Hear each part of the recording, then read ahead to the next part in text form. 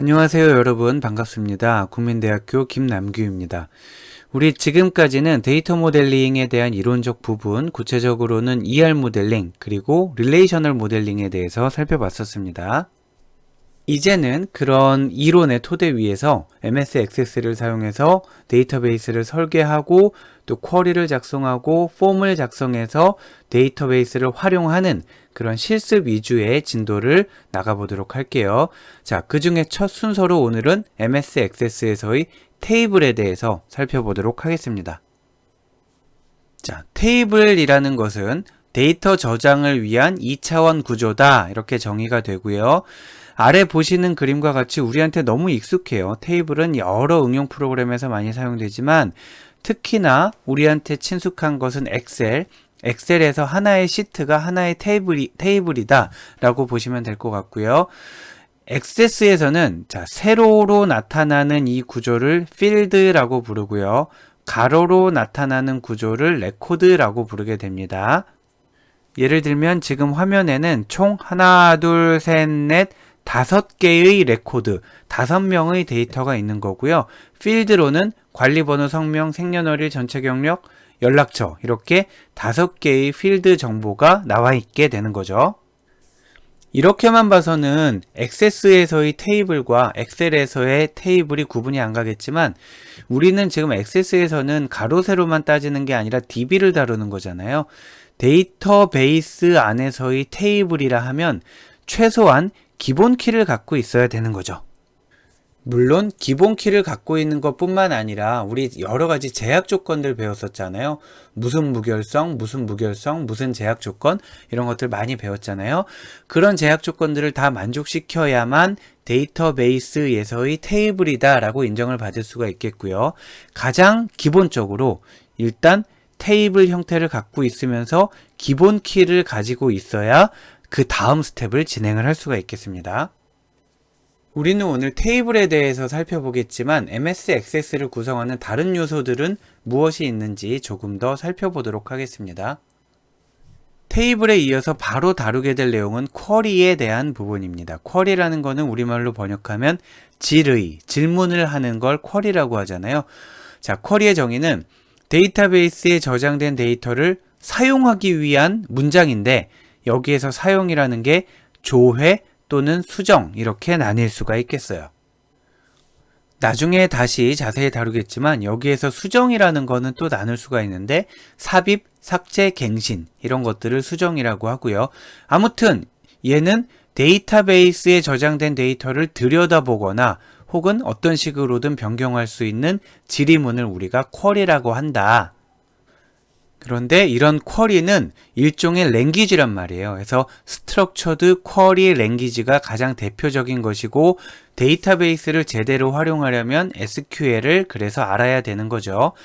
그런데 SQL 예를 한번 볼게요. 이 아래에 있는 문장이고 이거는 우리 수업에서 지금 자세히 다룰 내용은 아니지만 한번 감을 잡기 위해서 보려고 합니다. 자, from 도서 목록 관리라는 테이블에서 select 어쩌고 저쩌고 도서 코드, 도서명, 저자 등등의 정보를 뽑아줘라, 그런 뜻이에요. 도서 목록 관리 테이블에서 이러이러한 정보를 출력해라. 단 모든 레코드를 다 보여주지 말고 조건이 있는데 소비자 가격이 2만보다 초과하는 레코드들만 뽑아줘라, 이렇게 해석이 됩니다. 자, 같이 보셨듯이 쿼리 자체가, SQL문 자체가 그렇게 어렵지는 않아요. 하지만 여기에 보다 복잡한 문법들, 다양한 기능들이 들어가게 되면 배워야 될 게 굉장히 많고요. 그 내용들은 우리 다른 과목인 데이터베이스 실무 과목에서 배우도록 할 거고요. 우리 수업 시간에는 SQL문을 집중적으로 다루지는 않습니다. 거의 안 다룰 겁니다. 거의 안 다루는데 쿼리를 하긴 해야 된단 말이에요. 쿼리를 하기는 해야 되는데 SQL문을 직접 다루지 않고 할 수 있는 방법이 액세스에서 제공하는 이런 인터페이스를 사용하는 방법이에요. 예를 들면 테이블, 도서 목록 관리 테이블이 있잖아요. 도서 목록 관리 테이블에 있는 이러한 필드들을 보여줘라. 단 조건이 있는데 여기 조건이 써 있죠.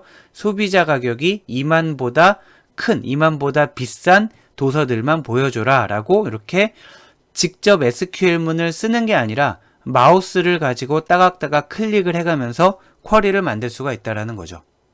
물론 우리가 이렇게 아래에 보시는 것처럼 마우스를 가지고 따각따각 쿼리를 만들면 내부적으로는 얘가 SQL문으로 자동으로 변환이 돼요. 그리고 이 SQL문을 이용해서 실제 쿼리를 수행하게 되는 거죠. 그래서 우리는 이 아래에 있는 요 방법으로 이번 학기 수업을 진행을 할 거고요. 혹시 여러분들이 수업을 진행을 하다가 얘가 SQL문으로는 어떻게 번역이 되었는지 볼까 하면서 편집키를 왔다 갔다 하면서 SQL문과 그리고 우리가 쿼리 바이 example 마우스로 따각따각 하는 쿼리 간의 관계를 비교를 해볼 수도 있겠어요. 자, 그 다음으로 살펴볼 액세스의 요소는 바로 폼입니다. 이렇게 구조를 설명할 수 있을 것 같아요. 실제로 값이 저장되어 있는 요소를 우리가 DB라고 한다고 그랬잖아요. 그리고 DB에 있는 내용을 조회할 수도 있고 수정할 수도 있는데 조회와 수정을 위해서는 쿼리라는 게 필요하다고 했고요. 그런데 이 쿼리라는 게 SQL도 물론 그렇지만 SQL보다 훨씬 쉽다고 말한 이런 QB 형태의 쿼리조차 우리는 전공이니까 배워가면서 할 수 있지만 일반 사용자들이 DB를 사용하기 위해서 쿼리를 사용한다? SQL은 물론이고 아래에 있는 이런 QB 형태조차도 일반 사용자에게 쿼리를 직접 입력해라 라고 요구하는 것은 굉장히 어려운 일이 될 거라는 거예요. 그러면은 일반 사용자들을 위해서 뭔가 쿼리를 쓰지 않고도 데이터베이스에 접근할 수 있는 인터페이스를 만들어줘야 된다는 거죠. 그래서 DB가 있고요. DB가 있고 여기 쿼리가 있잖아요.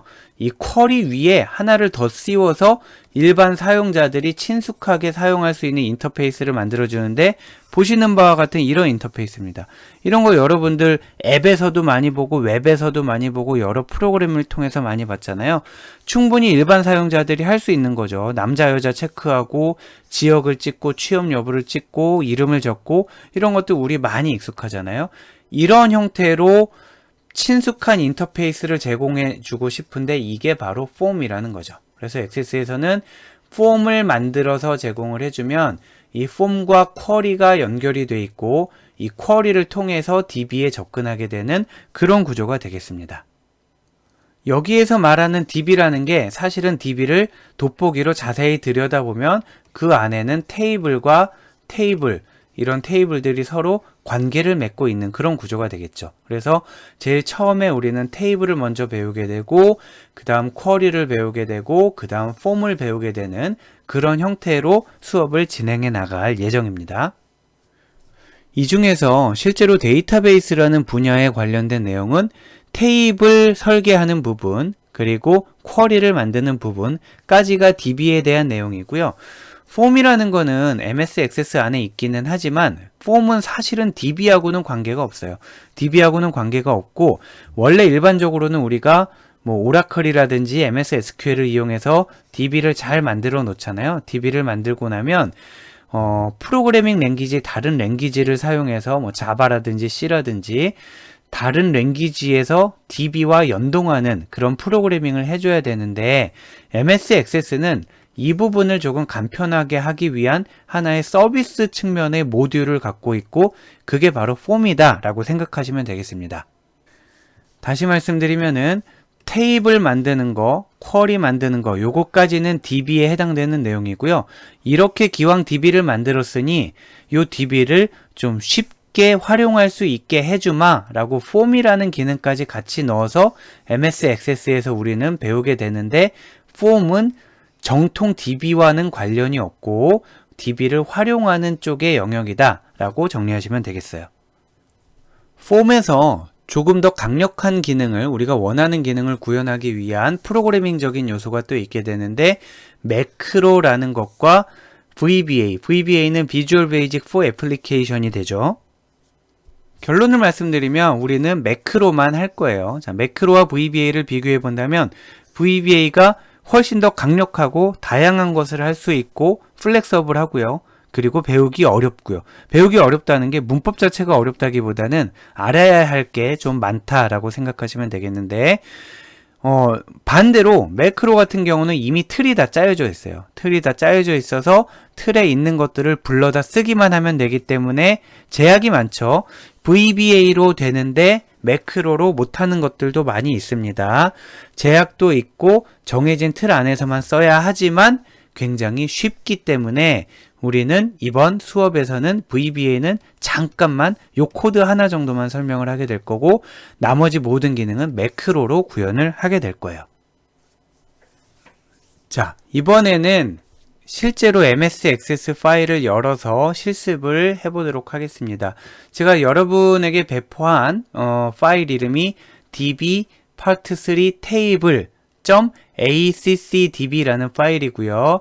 얘를 더블 클릭해서 열게 되면 이러한 창이 뜨게 되는데 이러한 창에 처음에 열면 보안 경고가 뜨잖아요. 보안 경고에서 일부 액티브 컨텐츠를 사용할 수 없도록 설정했습니다. 뭐 어쩌고 저쩌고 나오는데 여기서 컨텐츠 사용을 눌러주는 게 좋습니다. X를 누르지 마시고요. 컨텐츠 사용을 눌러주세요. 오늘 수업에서는 큰 차이가 없는데 나중에 매크로를 사용한다거나 할 때 만약에 여기서 X를 눌러버리면은 컨텐츠 사용의 권한을 제약을 하는 게 되기 때문에 기능이 원활하게 돌아가지 않을 수가 있단 말이에요. 그래서 습관적으로 물론 모든 파일에 대해서 그렇게 하라는 게 아니라 제가 배포해드린 파일은 여러분이 믿고 사용하셔도 되기 때문에 보안 경고가 뜨면 컨텐츠 사용을 누르고 실습을 진행하시는 게 좋습니다. 참고로 액세스 버전은 크게 뭐 여러분들 신경 쓰지 않으셔도 될 것 같아요. 보면은 여기 보시면은 액세스 2000 아주 옛날 거고 2002에서 2003 그리고 2007에서 2016 이렇게 있잖아요. 물론 그 이후 오피스를 쓰시는 분들도 많이 있을 거고요. 해서 액세스 2007 이후에는 메뉴에 큰 변화가 없기 때문에 최신 버전, 비교적 최신 버전 아무 것이나 사용을 하셔도 수업을 따라오시는 데는 아무 지장이 없을 것이라고 생각합니다.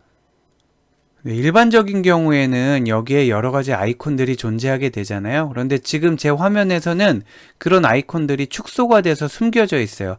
혹시 여러분들 저처럼 안 보이는 경우에는 여기 이제 흐릿하게 조그만 아이콘들이 있잖아요. 그래서 우클릭을 하시고요. 그리고 리본 메뉴 축소라고 체크되어 있는 거를 해제를 해주세요. 그러면 이런 여러 가지 메뉴들, 얘네를 우리가 리본 메뉴라고 부르나 봐요. 그래서 리본 메뉴가 나와 있으면 괜찮고요. 혹시 저처럼 숨겨져 있으면 여기서 우클릭을 통해서 축소되어 있는 거를 해제를 해주시면 되겠습니다. 자, 그럼 테이블을 열어보도록 할게요. 테이블은 지금 과목, 교수, 수강 여러 가지 테이블들을 제가 만들어 놨고요. 그리고 샘플 쿼리도 하나 만들어 놨잖아요. 테이블을 열기 위해서는 더블 클릭해 보면 되겠습니다. 과목을 더블 클릭하면 열리죠. 교수, 수강 이렇게 3개 정도 한번 열어볼게요. 그러면 열었던 테이블을 닫을 때는 지금 화면 오른쪽 맨 위에 있는 이 X를 누르면 요 X 표시를 누르면 이 파일 전체가 다 닫히게 되는 거고요. 그 아래 여기 중간쯤에도 X가 있잖아요. 요 X를 누르면 해당되는 테이블만 닫게 되는 거죠. 예를 들면 교수 테이블을 닫았고요. 뭐 수강 테이블을 닫았고 또 이력서 테이블을 열었고 이런 식으로 동시에 여러 테이블을 관리할 수가 있겠습니다. 자, 그리고 테이블은 크게 두 가지 모드에서 우리가 바라볼 수가 있는데 하나는 인스턴스를 관리하는 모드가 있고요. 또 하나는 스키마를 관리하는 모드가 있겠어요. 스키마는 껍데기에 대한 거라고 그랬죠. 설계의 대상이 되는 테이블의 이름, 필드명, 뭐 데이터 타입 이런 것들이 스키마가 된다고 했고 그 안에 들어가는 실제 값들을 인스턴스라고 했잖아요. 지금 보면 이게 뭐겠어요? 스키마겠어요? 인스턴스겠어요? 실제 값들이 보이잖아요. 그럼 인스턴스를 보고 있는 거고 액세스에서는 이렇게 인스턴스를 관리하는 모드를 데이터 시트 보기 모드 왼쪽 아래에 보면 데이터 시트 보기라고 되어 있잖아요. 지금 데이터 시트 보기를 하고 있는 거고 인스턴스를 관리하는 겁니다. 여기에서 여러분이 직접 값을 입력하거나 수정을 할 수 있고 삭제할 수도 있고요. 만약에 디자인 모드로 가려면 디자인 모드라는 게 스키마를 변경하는 모드인데 여러 가지 방법이 있어요. 지금 여기에서 보기를 풀어헤치고 디자인 보기로 간다던가 다시 보기를 풀어헤치고 데이터 시트 보기로 간다던가 혹은 어차피 모드가 둘밖에 없으니까 얘를 누르면 디자인 갔다가 데이터 갔다가 디자인 갔다가 데이터 갔다가 이렇게 할 수도 있겠고요. 오른쪽 하단에 봐도 디자인 보기, 데이터 시트 보기가 있어요. 어떤 쪽이건 여러분 편한 대로 하시면 되겠고요. 디자인 보기로 한번 가보면 또 이런 방법도 있어요. 우클릭을 하고 디자인 보기, 데이터 시트 보기 여기서 고를 수도 있겠습니다. 자, 디자인 보기로 가면 여기에서는 스키마를 다루는 거예요. 즉 필드의 이름을 우리가 정할 수 있고요. 데이터 타입을 정할 수도 있어요. 예를 들면은 임시 필드라는 거를 하나 만들어서 얘를 텍스트 타입으로 지정을 할 수도 있고, 혹은 얘를 우클릭해서 삭제할 수도 있고. 자, 여기는 스키마를 다루는 모드. 그리고 여기 노란색으로 열쇠 모양이 있잖아요. 얘가 프라이머리 키를 나타내는 겁니다. 해서 아무데나 누르고 기본 키를 바꿀 수가 있고요. 다시 원래대로 기본 키를 이렇게 하고 해서 스키마 모드가 디자인 보기 모드에서 사용할 수 있다. 다시 디자인 보기 모드에서 스키마를 변경할 수 있다. 이렇게 정리하시면 되겠습니다. 스키마 모드에서는 우리가 뭔가 값을 변경했잖아요. 그러면 저장 버튼을 눌러야 그 변경 내용이 저장이 되는 거고요. 인스턴스 모드에서는 그냥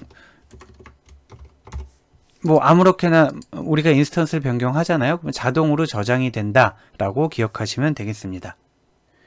그걸 한번 확인해 보려면 예를 들어서 여기 마지막 있는 사람을 김길동이라고 바꾸잖아요.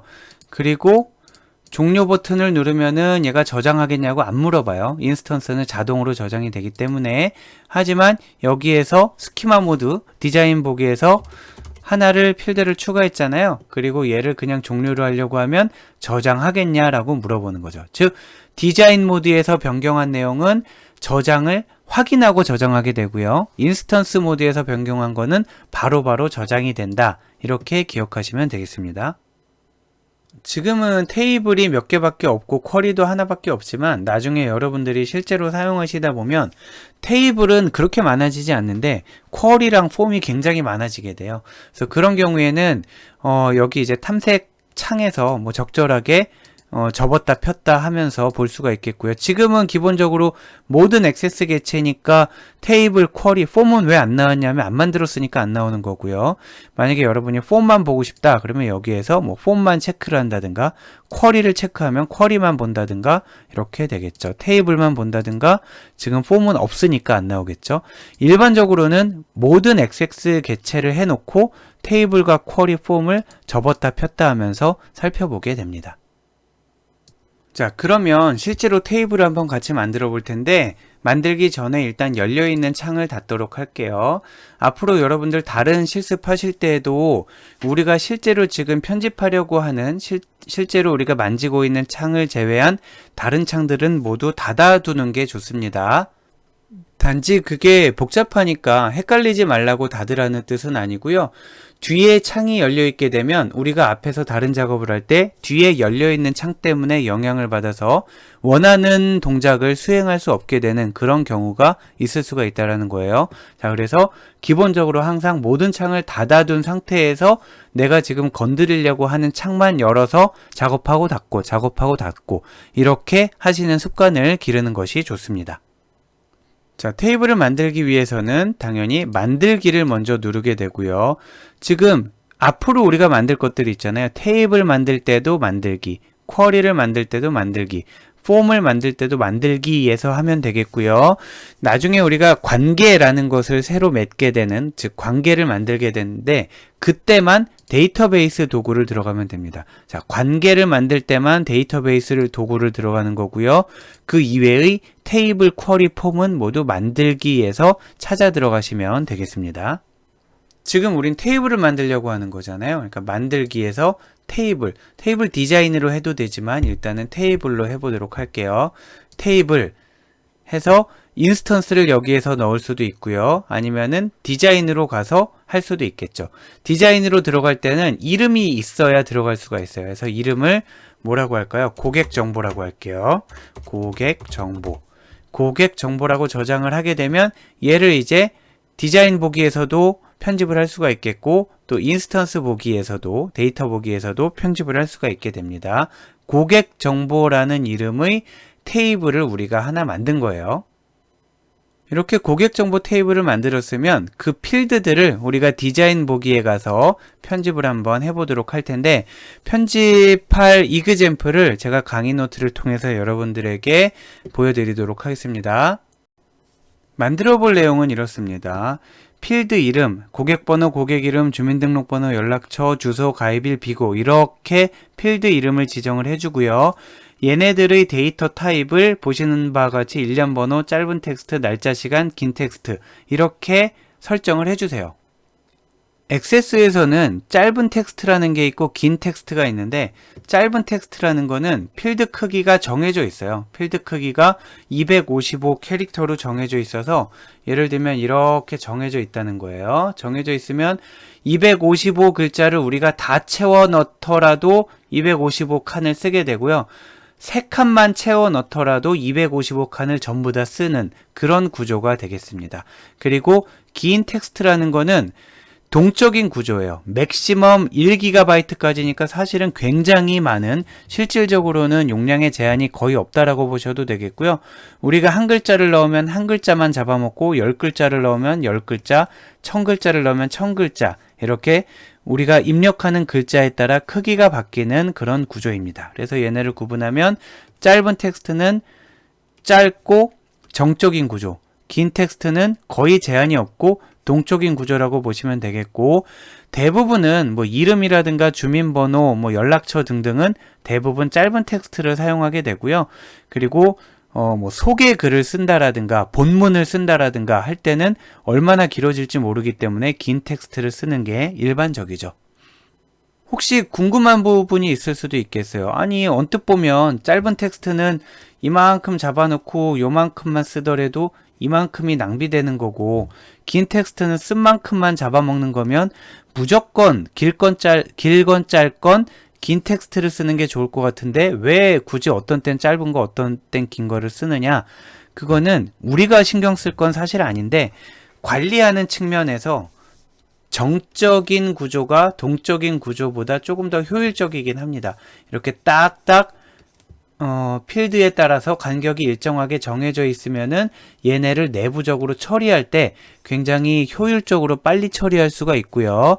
그런데 동적으로 하게 되면은 그 길이를 계산한다든가 하는 측면에서 시간이 걸릴 수 있기 때문에 만약에 우리가 쓰려고 하는 데이터가 255 이내에서 충분히 소화될 게 뻔하다, 확실하다 라고 하면은 짧은 텍스트를 쓰는 게 권장이 되고요.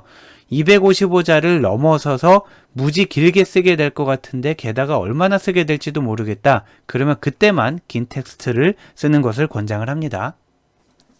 자, 그리고 몇 가지 사항이 더 있는데 여기 필드 크기는 5라고 있는 거는 요대로 여기에다가 쓰라는 얘기가 아니고요. 요 데이터의 속성을 한번 지정을 해보라는 거예요. 데이터의 속성을 필드 크기를 5로 제한을 해봐라 라는 거고요. 그 다음 거는 필드 크기를 14로 제한을 해봐라 라는 거고요. 그리고 비고라는 필드에 대해서는 캡션을 특이사항이라고 한번 주어보고 텍스트의 형식을 서식 있는 텍스트로 한번 주어봐라 라는 요구사항입니다. 이따 한번 같이 해보겠지만 이게 왜 필요하냐 하면 지금 일반적으로는 여기 필드명으로 나오는 것들이 전부 필드명 지정해준 게 그대로 나오거든요. 그런데 필드명을 숨기고 싶을 때도 있어요. 너무 지저분하다라든지 아니면은 필드명 자체를 고객에게 보여주고 싶지 않을 때라든지 그런 경우에는 캡션을 달면 됩니다. 그러면 지금 요 마지막 필드는 실제 이름은 비고예요. 그런데 화면에 보일 때는 캡션이 보일 때는 특이사항이라고 보이게 됩니다. 여기가 고객 특이사항이라고 썼겠네요. 그러니까 고객 특이사항 이렇게 나왔겠죠. 자, 그리고 액세스는 DB이지 엑셀이 아니잖아요. 그래서 우리가 빨갛게 파랗게 뭐 이렇게 꾸미는 용도의 그런 툴이 아니란 말이에요. 그래서 만약에 어디 한 부분에 대고 얘를 빨간색으로 바꾼다 그러면 이 전체가 빨간색으로 변하게 된단 말이에요. 그래서 우리가 특수한 경우에 일부 필드에 대해서만 서식을 주고 싶다 그러면은 텍스트 형식을 서식 있는 텍스트로 주게 됩니다. 자, 이 내용들을 한번 여러분이 다 만들어 보시고 잠깐 제가 시간을 드릴 테니까 정지했다가 만들어 보시고 다시 플레이를 하면서 같이 저랑 실습을 해보도록 하겠습니다. 자, 그대로 한번 입력을 해볼게요. 일단 키를 없애고 시작을 해보도록 하겠습니다. 첫 번째로 고객번호 고객 번호는 일련 번호 그대로 두면 되겠고요. 데이터 타입에 대한 설명은 잠시 뒤에 다시 할게요. 고객 이름은 짧은 텍스트, 주민등록번호, 짧은 텍스트, 연락처, 짧은 텍스트, 주소, 짧은 텍스트, 짧은 텍스트를 실제로도 제일 많이 씁니다. 가입일을 날짜, 시간으로 바꿔주고요.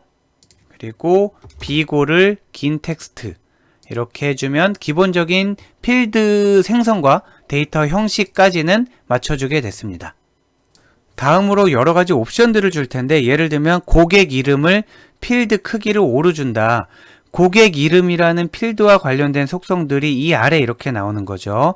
만약에 날짜 시간을 고른다 그러면은 그거와 관련된 속성들이 나오고, 긴 텍스트를 누르면 그거와 관련된 속성이 나오겠죠. 일련 번호도 마찬가지로 그거와 관련된 속성이 나오게 됩니다.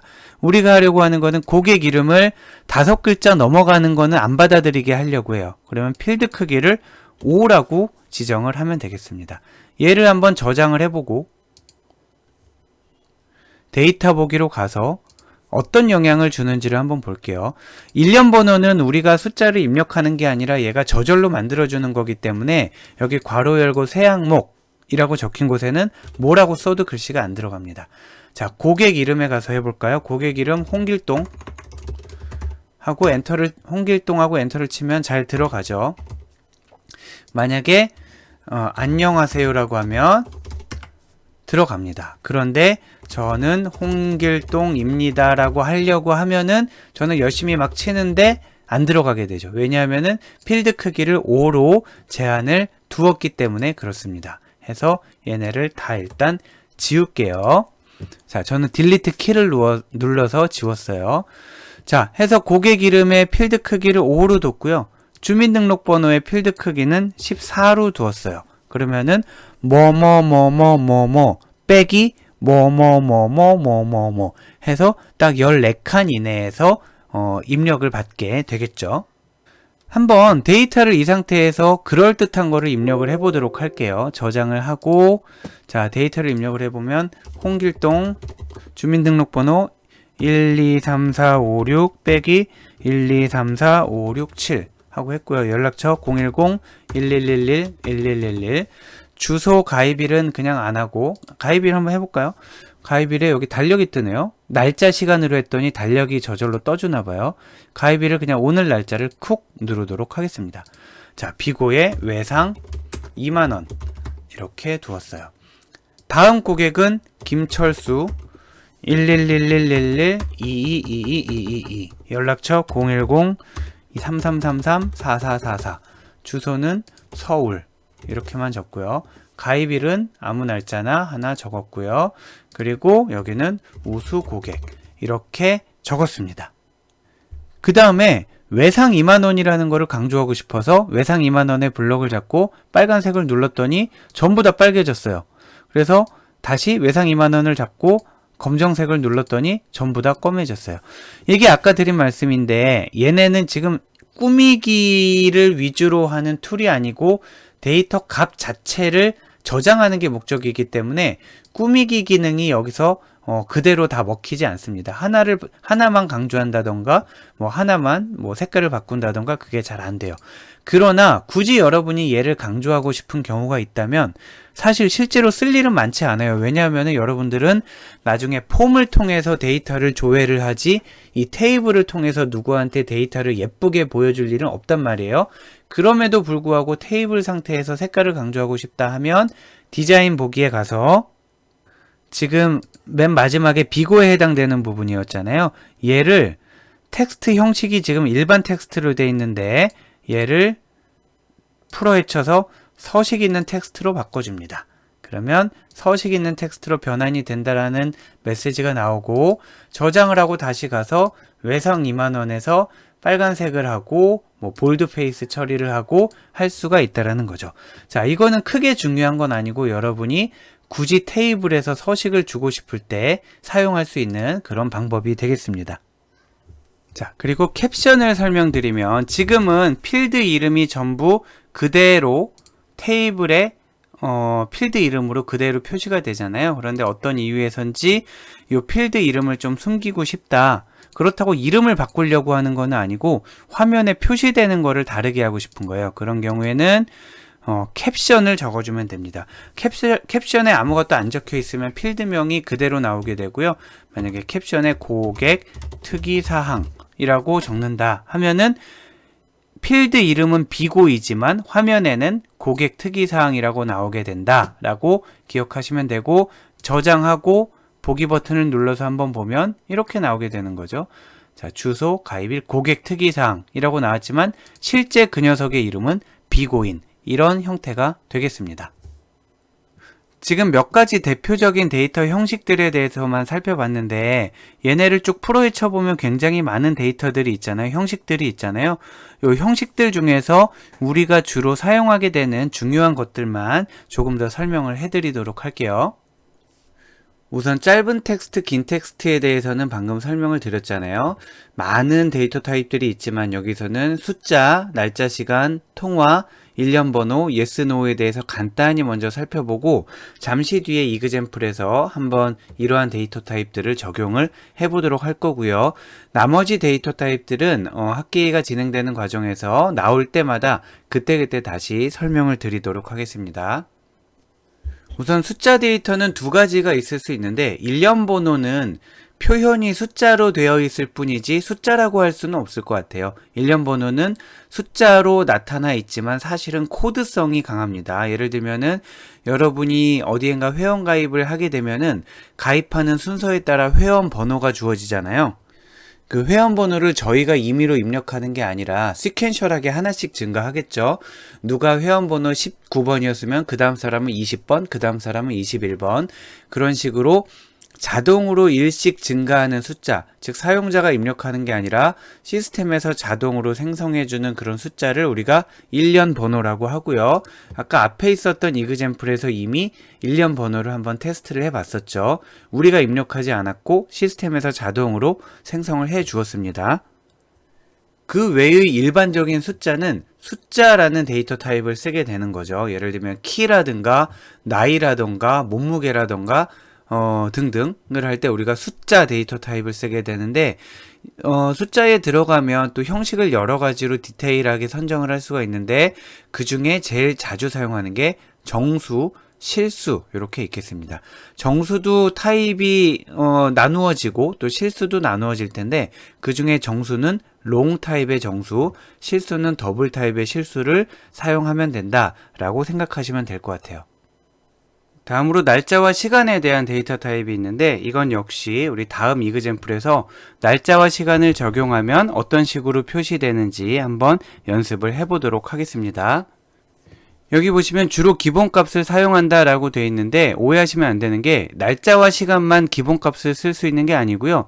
다른 데이터 타입, 뭐 숫자라든지 텍스트, 날짜, 시간 등등 다른 데이터 타입도 기본값을 쓸 수는 있는데, 기본값이라 하는 거는 사용자가 입력하지 않아도 디폴트로 제공되는 값을 기본값이라고 하죠. 그런데 그런 기본값을 다른 데이터 타입도 쓸 수는 있는데, 뭐 쓰는 경우도 있고 쓰지 않는 경우도 있어요. 하지만 날짜 시간의 경우에는 기본값을 쓰는 경우가 다른 데이터 타입에 비해서 상대적으로 많다라는 거고요. 기본값을 사용한다 그러면 우리가 원하는 날짜를 이렇게 지정을 해줄 수도 있겠죠. 뭐 2010년 2월 1일이다. 그러면은 사용자가 아무 값도 입력하지 않으면 이 값이 들어가고 사용자가 원하는 값으로 바꿔서 저장할 수도 있고요. 그런데 왜 날짜 시간에서는 기본값이 많이 사용되느냐 하면 이 date라는 함수 때문에 그렇습니다. 이 date라는 함수는 시스템에서 측정하고 있는 현재의 날짜, 오늘 날짜를 반환하는 함수예요. 그래서 date라는 함수를 기본값으로 지정하게 되면 사용자들이 뭔가 회원 가입을 한다라고 할 때 회원 가입일 이런 필드가 있을 거잖아요.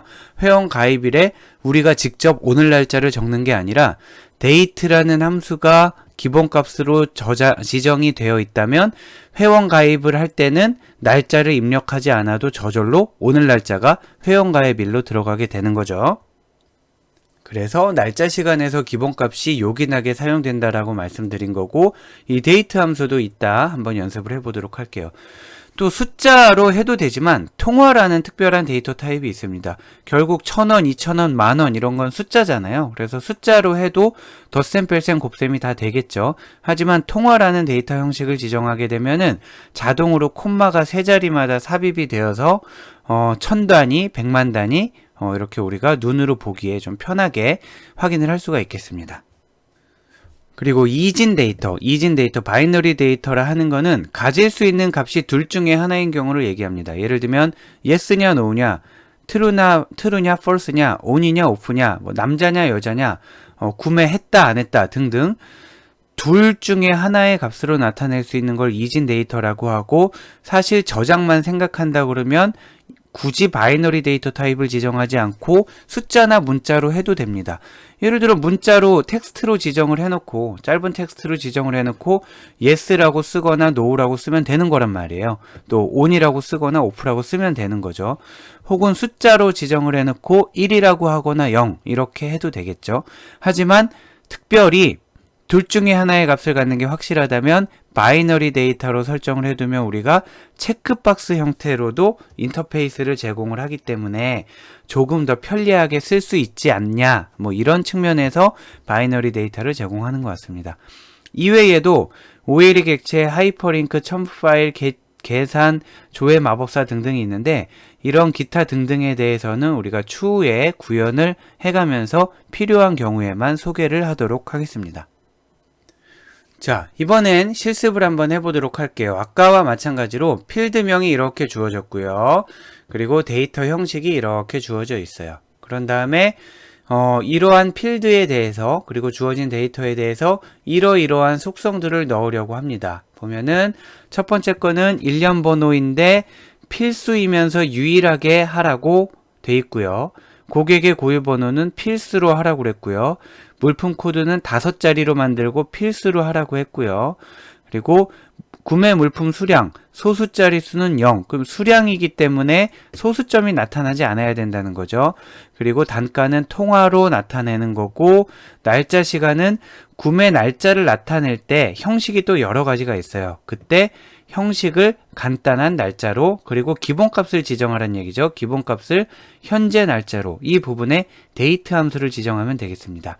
그리고 신용 불량 여부를 이진 데이터 yes, no로 했고요. 형식에도 여러 가지가 있을 거예요. 형식에 여러 가지 형식 어떤 게 있는지 확인하고 그 중에 우리는 yes, no 형식으로 쓸 거고요. 기본값을 이번에도 지정을 하네요. 기본값을 날짜에만 쓸 수 있는 게 아니라고 그랬죠. 기본값을 no라고 지정을 하는 이러한 실습을 같이 한번 해보도록 하겠습니다. 자, 우선 새로운 테이블을 만들기 위해 역시 만들기의 테이블, 이번엔 테이블 말고 테이블 디자인으로 바로 들어가 볼게요. 그럼 테이블 디자인, 자, 그래서 스키마를 바로 만들 수가 있겠죠. 필드 이름, 구매, 일련 번호, 그리고 얘의 데이터 타입은 일련 번호로 하면 되겠고요. 하나씩 같이 맞춰볼까요? 그런데 얘한테는 어떤 요구사항이 있었냐면 자동으로 부여되는 일련 번호이면서 필수, 유일 해야 된다라는 조건이 있었어요. 그런데 필수 유일이라는 거를 우리가 많이 들어봤죠. 언제 들어봤냐 하면 unique and not null이라는 거였죠. unique라는 게 유일해야 된다라는 뜻이고요.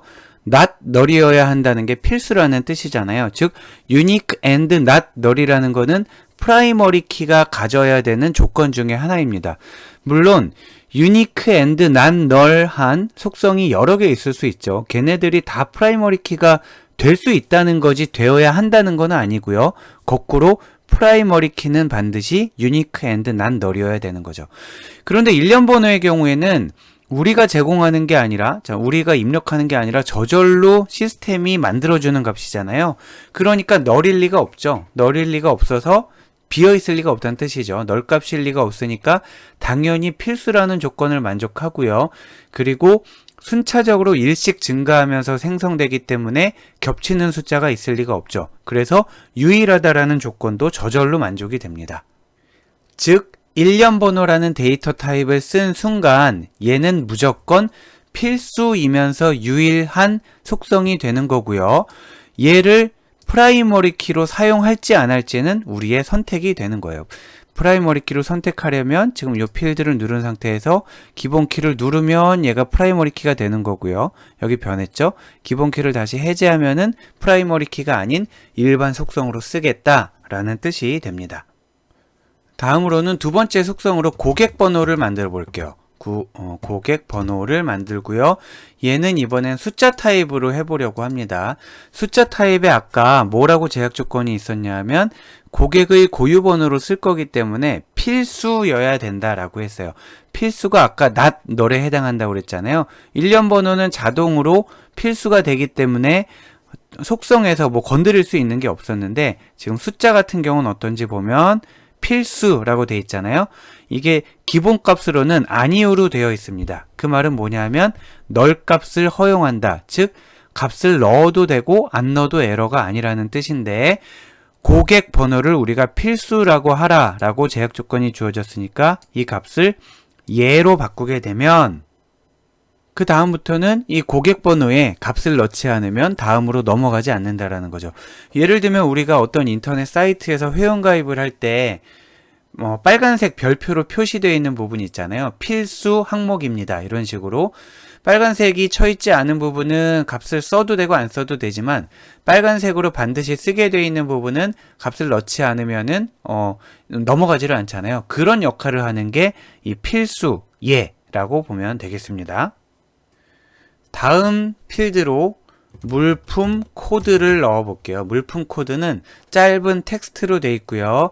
얘도 아까 조건이 뭐였냐면 물품 코드 5자리로 하면서 필수로 하라고 했어요. 필수로 바꿔주면 되겠죠. 필수 아니오로 되어 있던 것을 예로 바꿔주고요. 5자리니까 필드 크기를 5로 바꿔주면 되겠습니다. 그 다음은 수량이에요. 수량인데 얘는 숫자로 나타내려고 하는 거고요. 수량이 1개, 2개, 3개 이렇게 가는 수량인가 봐요. 그래서 뭐 1.5, 2.7 이런 식으로 소수점이 있는 게 아니기 때문에 정수로 해주면 되겠네요. 정수로 해주면은 사실 여기 소수자리 수 뭐 이렇게 있는 거는 큰 의미가 없습니다. 왜냐하면 정수로 하면 어차피 소수점이 들어가질 않아요. 한번 테스트를 해볼까요? 자, 저장을 여기까지만 저장을 해보고 얘를 구매 정보라고 넣겠습니다. 구매 정보라고 넣고 기본 키를 정의하지 않았는데 만들어도 되고 안 만들어도 되지만 우리 기본 키를 정의를 지금 할까요? 네, 기본 키를 저절로 정의가 되네요. 저 구매 일련 뭐 다른 애로 만약에 기본 키를 하려면 다른 애를 선택하고 누르면 되겠고요. 자, 구매 일련 번호 이렇게 하고 선택하고 누르면 되겠습니다. 해서 기본 키를 저장하고 보기 버튼을 눌러서 한번 실제 데이터 값을 넣어 볼게요. 자, 지금 보면 구매 일련 번호에는 우리가 값을 넣을 수가 없게 돼 있죠. 일련 번호 타입이니까요. 그리고 고객 번호에 0이라는 값이 들어가 있는데 얘를 다시 한번 확인해 보면은 기본 값이 0으로 주어져 있어서 그래요. 물론 얘를 지울 수도 있겠고요. 아니면은 필수가 예로 되어 있는데 값을 넣지 않으면 어떤 일이 일어나는지를 보기 위해서 기본값을 한번 빼볼게요. 기본값을 빼보고 저장한 뒤에 다시 보기로 넘어가면 값이 비어 있잖아요. 자, 고객 번호에 만약에 아무 값도 넣지 않고 물품 코드를 짧은 텍스트 뭐 A, B, C, 1, 2라고 넣도록 하고요. 수량은 여기도 기본값이 있었나 보네요. 수량을 2개라고 넣도록 할게요. 지금 고객 번호를 넣지 않았잖아요. 이렇게 되면은 다음 걸 넣기 위해서 넘어가려고 했을 때 고객 번호에 값을 입력해야 한다라고 경고가 뜨죠. 그러면 확인 버튼을 누르고 고객 번호가 반드시 있어야 하는 거였군 하면서 고객 번호를 아무거나 한번 넣어 볼게요. 수량도 한번 해볼까요? 수량이 아까 정수 타입이었잖아요. 얘를 만약에 소수점 몇째짜리까지 2.2라고 넣게 되면 저절로 2로 바뀌고요. 2.7이라고 넣게 되면 3으로 바뀌죠. 즉 우리가 소수점 몇째짜리를 지정해주지 않더라도 소수점 몇째짜리를 지정해주지 않더라도 정수 데이터 타입으로 하게 되면 저절로 소수점 첫째 자리에서 반올림한다 라는 것을 확인하실 수가 있습니다. 자, 다음으로 단가를 한번 넣어 보도록 할까요? 가격이란 뜻이잖아요. 단가는 숫자로 해도 되지만 통화로 해보도록 할게요. 통화로 하게 되면 세 자리마다 콤마가 찍히기 때문에 금액을 한눈에 알아보기가 편하기도 하고요. 통화 중에서도 여러 타입을 쓸 수가 있어요. 일반적으로 우리나라에서 쓸 때는 이 앞에 원화 표시가 있는 이 통화를 쓰게 되겠죠. 또 뭐 유로 뭐 등등 다른 타입으로 쓸 수도 있는데 우리는 통화로 형식을 지정하도록 하겠습니다. 다음으로 구매일. 구매일은 날짜에 해당되는 거잖아요. 날짜, 시간으로 데이터 타입을 지정을 하고요. 여기에도 형식을 우리가 지정을 할 수가 있는데, 자, 형식에 보면 날짜를 나타내는 형식이 여러 가지가 있어요. 이 중에 보면은 알잖아요. 어떤 식으로 나타나게 될지. 이 중에 우리는 아무거나 정하는데 지금 이그젬플에서는 간단한 날짜로 지정을 하도록 할게요. 간단한 날짜로 지정을 하면 네, 이렇게 몇 년, 몇 월, 며칠 이렇게 안 나오고 대쉬로 표현이 되는가 봐요. 그리고 기본값을 한번 지정해 보자라는 거죠. 기본값에 만약에 우리가 뭐 1000년 10월 10일이라고 해볼까요? 1000년 10월 10일 이렇게 기본값을 지정하게 되면 기본값을 지정하게 되고 저장하고 나가보면은 새로운 항목이 생길 때 지정값이 지정되어 있는 기본값이 지정되어 있는 필드가 지금 3개가 있는 거예요. 기본값이 수량은 0개가 지정되어 있고요. 그리고 단가는 0원이 지정되어 있고요. 구매일은 1000년 10월 10일 이렇게 지정이 되어 있어요. 그런데 구매일을 이렇게 특정한 날짜로 지정해 놓는 경우는 많지 않을 거고요. 아까 함수 이름을 뭐라고 했냐면 date라는 함수입니다. date 괄호 열고 닫고. 자, 이게 눈에 잘 안 보일 텐데 괄호 열고 닫고를 붙인 거예요. 자, date 괄호 열고 닫고에서 저장하고 다시 나가보면 오늘 날짜가 나오게 되는 겁니다. 해서 만약에 내일 얘를 실행해 보면 내일 날짜, 어제 실행했다면 어제 날짜, 저절로 시스템에서 날짜를 뿌려주게 되고요. 여기에서 날짜를 바꾸고 싶으면 여기 달력 버튼을 눌러서 바꿀 수가 있게 되겠죠. 즉 그냥 텍스트로 지정할 때보다는 이렇게 날짜 타입으로 지정을 하게 되면은 우리가 인터페이스 측면에서 훨씬 더 수월하게 작업을 할 수가 있다라는 거죠. 지금 이 달력 인터페이스는 기본값을 써서 나오는 건 아니에요. 예를 들면은 기본값을 없애볼게요. 구매일에서 기본값을 없애보면 여전히 날짜 타입이 비어있는 값으로 나오게 될 거잖아요. 그런데 아무튼 요 필드가 날짜 시간 타입이라는 걸 얘는 알고 있기 때문에 해당 셀을 클릭하게 되면은 여기 달력이 나타나고 이때 우리가 달력을 원하는 날짜를 입력할 수가 있게 되겠죠.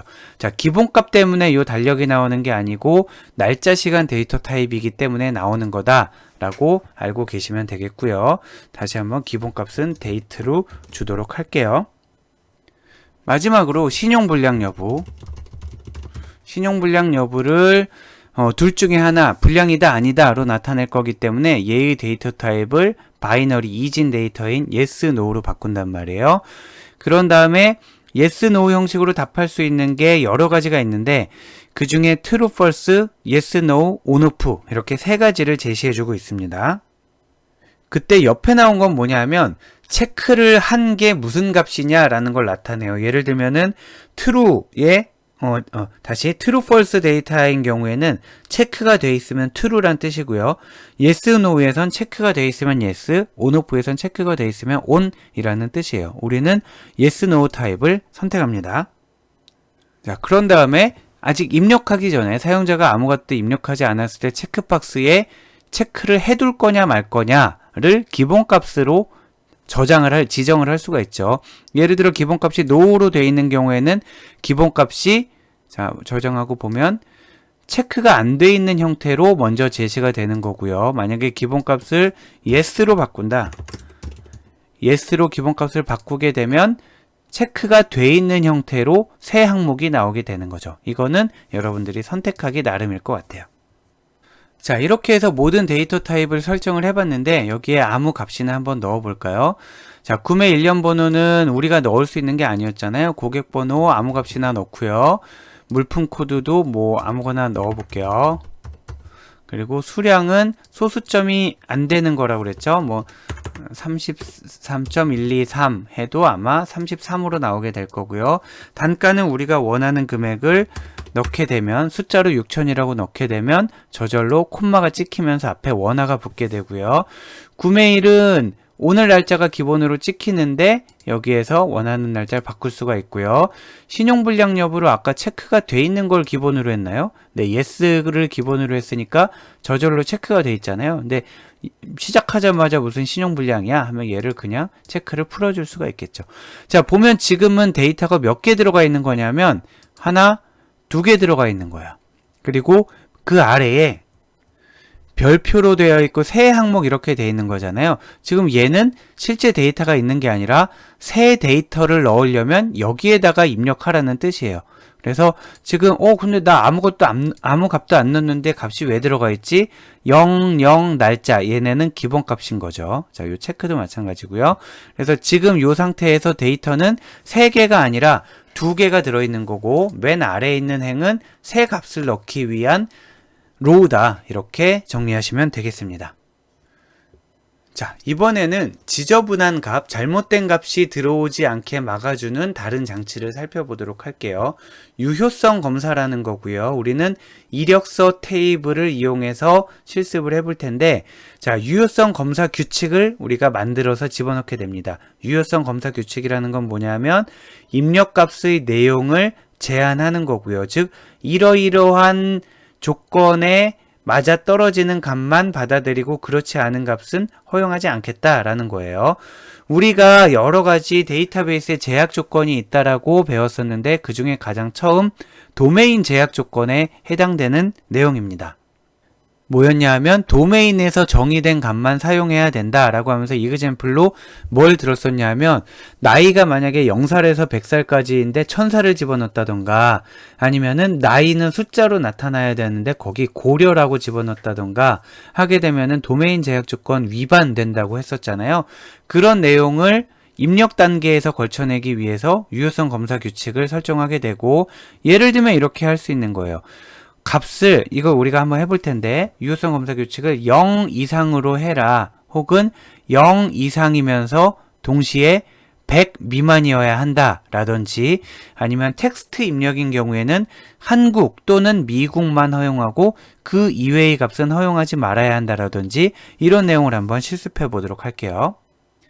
자, 이번에는 이력서 테이블을 한번 열어보도록 할까요? 이력서 테이블을 디자인 보기로 여는데 열고 나서 디자인 보기로 눌러도 되겠고요. 아니면은 우클릭을 하시고 디자인 보기로 열어도 되겠죠. 그냥 열기를 하면 데이터 보기로 여는 거고요. 데이터 시트 보기. 우클릭하고 아래 걸로 디자인 보기로 열면 디자인 보기로 열게 되는 거죠. 여기에 전체 경력이 있는데 전체 경력이 지금 숫자로 되어 있단 말이에요. 숫자로 되어 있어서 예를 들면 전체 경력에 마이너스 10 이런 값을 넣어도 지금 들어가요. 근데 어떻게 경력이 마이너스 10일 수가 있겠어요? 전체 경력이 1000. 어떻게 전체 경력이 1000년이 되는 사람이 있을 수가 있겠어요? 자, 이런 경우를 막기 위해서 유효성 검사 규칙을 넣게 되는데 일단 얘를 그대로 1000으로 두고 한번 해볼게요. 1000으로 두고 전체 경력이 100보다는 작아야 된다. 100년 이상 되는 경력은 있을 수가 없다. 그러면 100보다 경력이 작아야 된다 라고 하고 저장을 하면 얘는 늘 뜨게 됩니다. 얘는 뭐냐면 규칙이 바뀌었는데 이미 데이터들이 있으니까 얘네들이 혹시 문제가 될 수 있는데 시간이 걸리더라도 테스트를 해보겠냐 라고 해서 테스트를 했어요. 그랬더니 뭔가 맞지 않는 게 나왔다라는 거죠. 그러면 이때는 그냥 취소를 하는 게 좋아요. 취소를 하고 다시 저장을 하지 않은 상태에서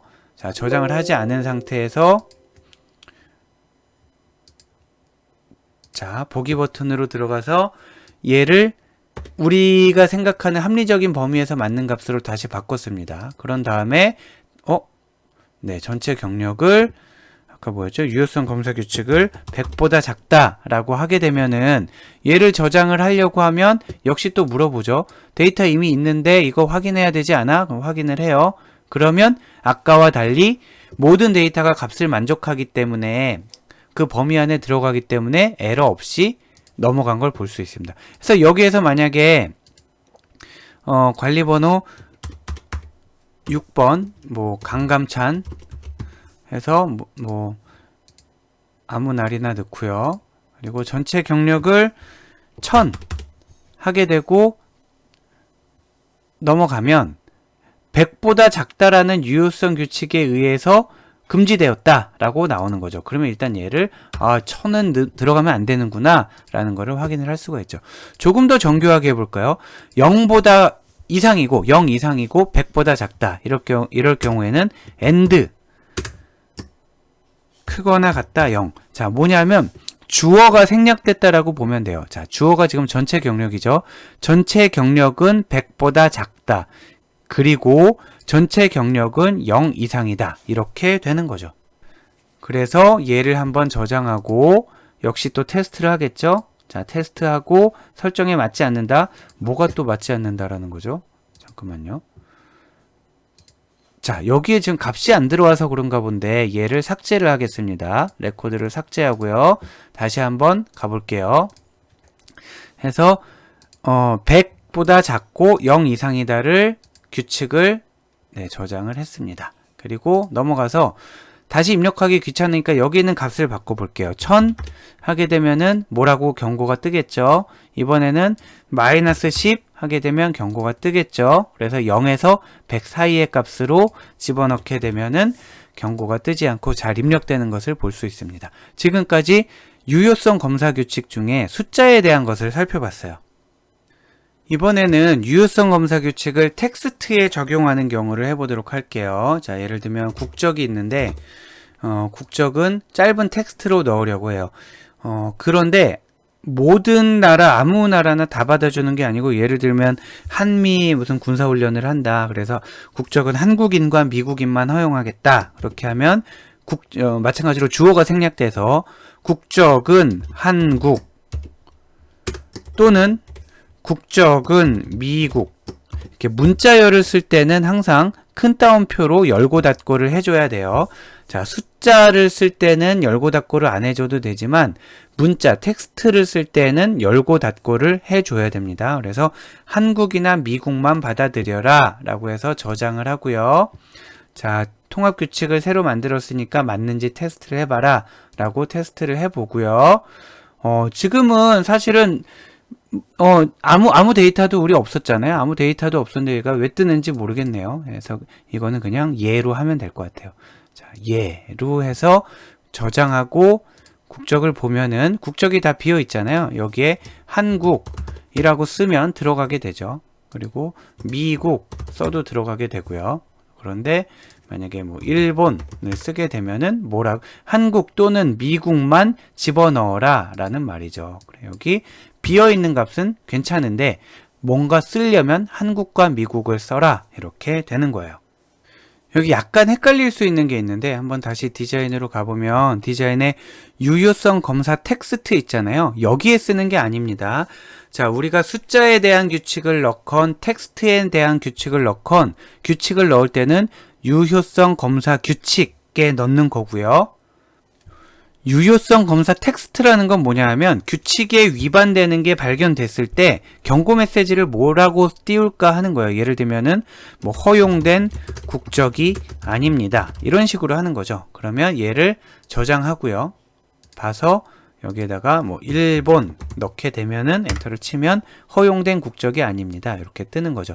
그래서 자, 다시 정리를 하면 우리가 정말 적용하고자 하는 규칙은 숫자건 텍스트건 유효성 검사 규칙 옆에다 적는 거고요. 그 아래 유효성 검사 텍스트라는 건 메시지 박스에 뭐라고 띄울 건지를 적는 거다라고 기억하시면 되겠어요. 자, 지금까지는 유효성 검사 규칙을 이용해서 입력값의 내용을 제한했다라고 한다면 이번에는 입력값의 포맷, 즉 외형을 제한하는 입력 마스크에 대해서 한번 살펴보도록 하겠습니다. 예를 들면 우리가 어떤 값을 입력할 때 만약에 전화번호다 그러면 괄호 안에 숫자 2개나 3개 그리고 숫자 3, 4개 빼기 숫자 4개 이런 식으로 정해진 위치에 정해진 캐릭터를 넣게끔 유도하는 것들이 있잖아요. 이런 거를 우리가 입력 마스크라고 하고요. 자세한 내용은 같이 실습을 해가면서 익히도록 할게요.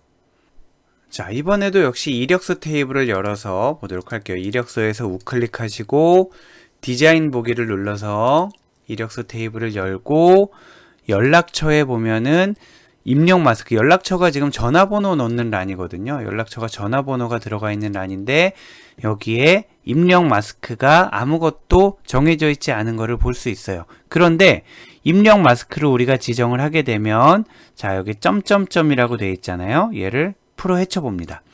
자, 풀어 헤쳐 보면 여기에서 우리가 원하는 형태로 마스크를 제한을 할 수 있다라는 거죠. 지금 보면 전화번호잖아요. 그래서 전화번호에 괄호 열고 뭐뭐뭐 그 다음 뭐뭐뭐뭐 빼기 뭐뭐뭐뭐 이렇게 숫자만 들어갈 수 있게 마스크를 넣고 싶은데 그러면 이 마스크를 적용하면 어떤 게 허용되고 어떤 게 허용이 되지 않는지를 확인해 봐야 되잖아요. 그래서 여기 시도라고 있는데 이 시도가 CT 할 때 뭐 시도 그게 아니라 트라이얼이라는 뜻의 시도가 되겠습니다. 그래서 만약에 숫자를 111, 222 뭐 이렇게 넣으면은 숫자는 들어가는 거를 볼 수 있어요. 그런데 만약에 알파벳이나 다른 기호를 넣는다. 그러면은 안 들어가는 걸 볼 수 있죠. 알파벳은 지금 안 들어가고 있고요. 숫자만 들어갑니다. 즉 지금 요 입력 마스크는 괄호 열고 닫고 안에 숫자 3개 그리고 대쉬 앞뒤에 숫자 4개씩만 받아들이는 그런 입력 마스크가 되겠어요. 그래서 만약에 이 입력 마스크를 적용을 하려면 얘를 선택한 다음에 이후 스텝을 진행하면 되겠고요. 그게 아니고 입력 마스크 현재 있는 거 중에 원하는 게 없다. 그러면 편집을 하게 되겠죠. 그래서 편집을 한번 들어가 볼게요. 편집으로 들어가 보면 여기에서도 또 두 가지를 고를 수가 있는데 현재 입력 마스크가 이미 제공되는 것들이 있잖아요. 이 마스크도 데이터 형태로 제공이 되고 있어요. 그래서 아까 우리가 사용하려고 했던 전화번호 있잖아요. 뭐 전화번호 이런 것도 이 안에 다 들어있게 되겠고요. 전화번호 들어있죠. 그리고 그 이외에 여러 가지들이 있는데 이 중에 우리가 원하는 게 있으면은 얘네를 약간 수정을 해서 요거 아직 안 배웠지만 얘네를 약간 수정해서 사용할 수도 있고요. 그게 아니고 완전히 우리가 새로 하나 만들려고 한다. 그러면은 여기 새 레코드를 추가하는 버튼이 있는데 이 버튼을 누르고 새 레코드를 추가해서 마스크를 씌워볼 수가 있겠습니다. 자, 그 과정을 처음부터 같이 해보도록 할게요. 자, 연락처에서 자, 아까 있었던 흔적은 지우고요. 연락처에서 입력 마스크 점점점을 누르고요. 그리고 이 중에서 원하는 게 있으면 그냥 가져다가 쓰면 되는데 우리는 원하는 게 없는 상황이다 라고 가정을 해볼게요. 그래서 목록 편집을 누르고요. 목록 편집에서도 기존에 있던 거를 수정해서 쓸 수도 있는데 우리는 새로 집어넣는 경우를 가정을 해볼게요. 그러면 여기서 이렇게 노란색으로 되어 있는 버튼 있잖아요. 그래서 삼각형과 노란색으로 되어 있는 버튼을 누르시면 이제 새로 추가할 수 있는 창이 뜨게 되고요. 여기에서 우리는 새로 추가할 마스크를 교내 전화번호라고 하도록 할게요. 교내 전화번호라고 하고 여기 규칙을 집어넣어야 되는데 이 규칙에 대해서 아직 모르잖아요. 그러니까 조금 더 설명을 드릴게요. 자, 이렇게 넣으시면 되겠습니다. 보면 여기 잔뜩 써 있잖아요. 입력 마스크는 이렇게 정의를 해라. 그런데 이 정의하는 부분을 조금 더 확대해서 쓴 게 이 부분이고요. 굉장히 복잡하게 보이는데 굉장히 쉽습니다. 보면은 역슬래시가 있잖아요. 우리 원화 표시 있는 그 엔터키 위에 있는 그 버튼, 그 키가 되겠고요.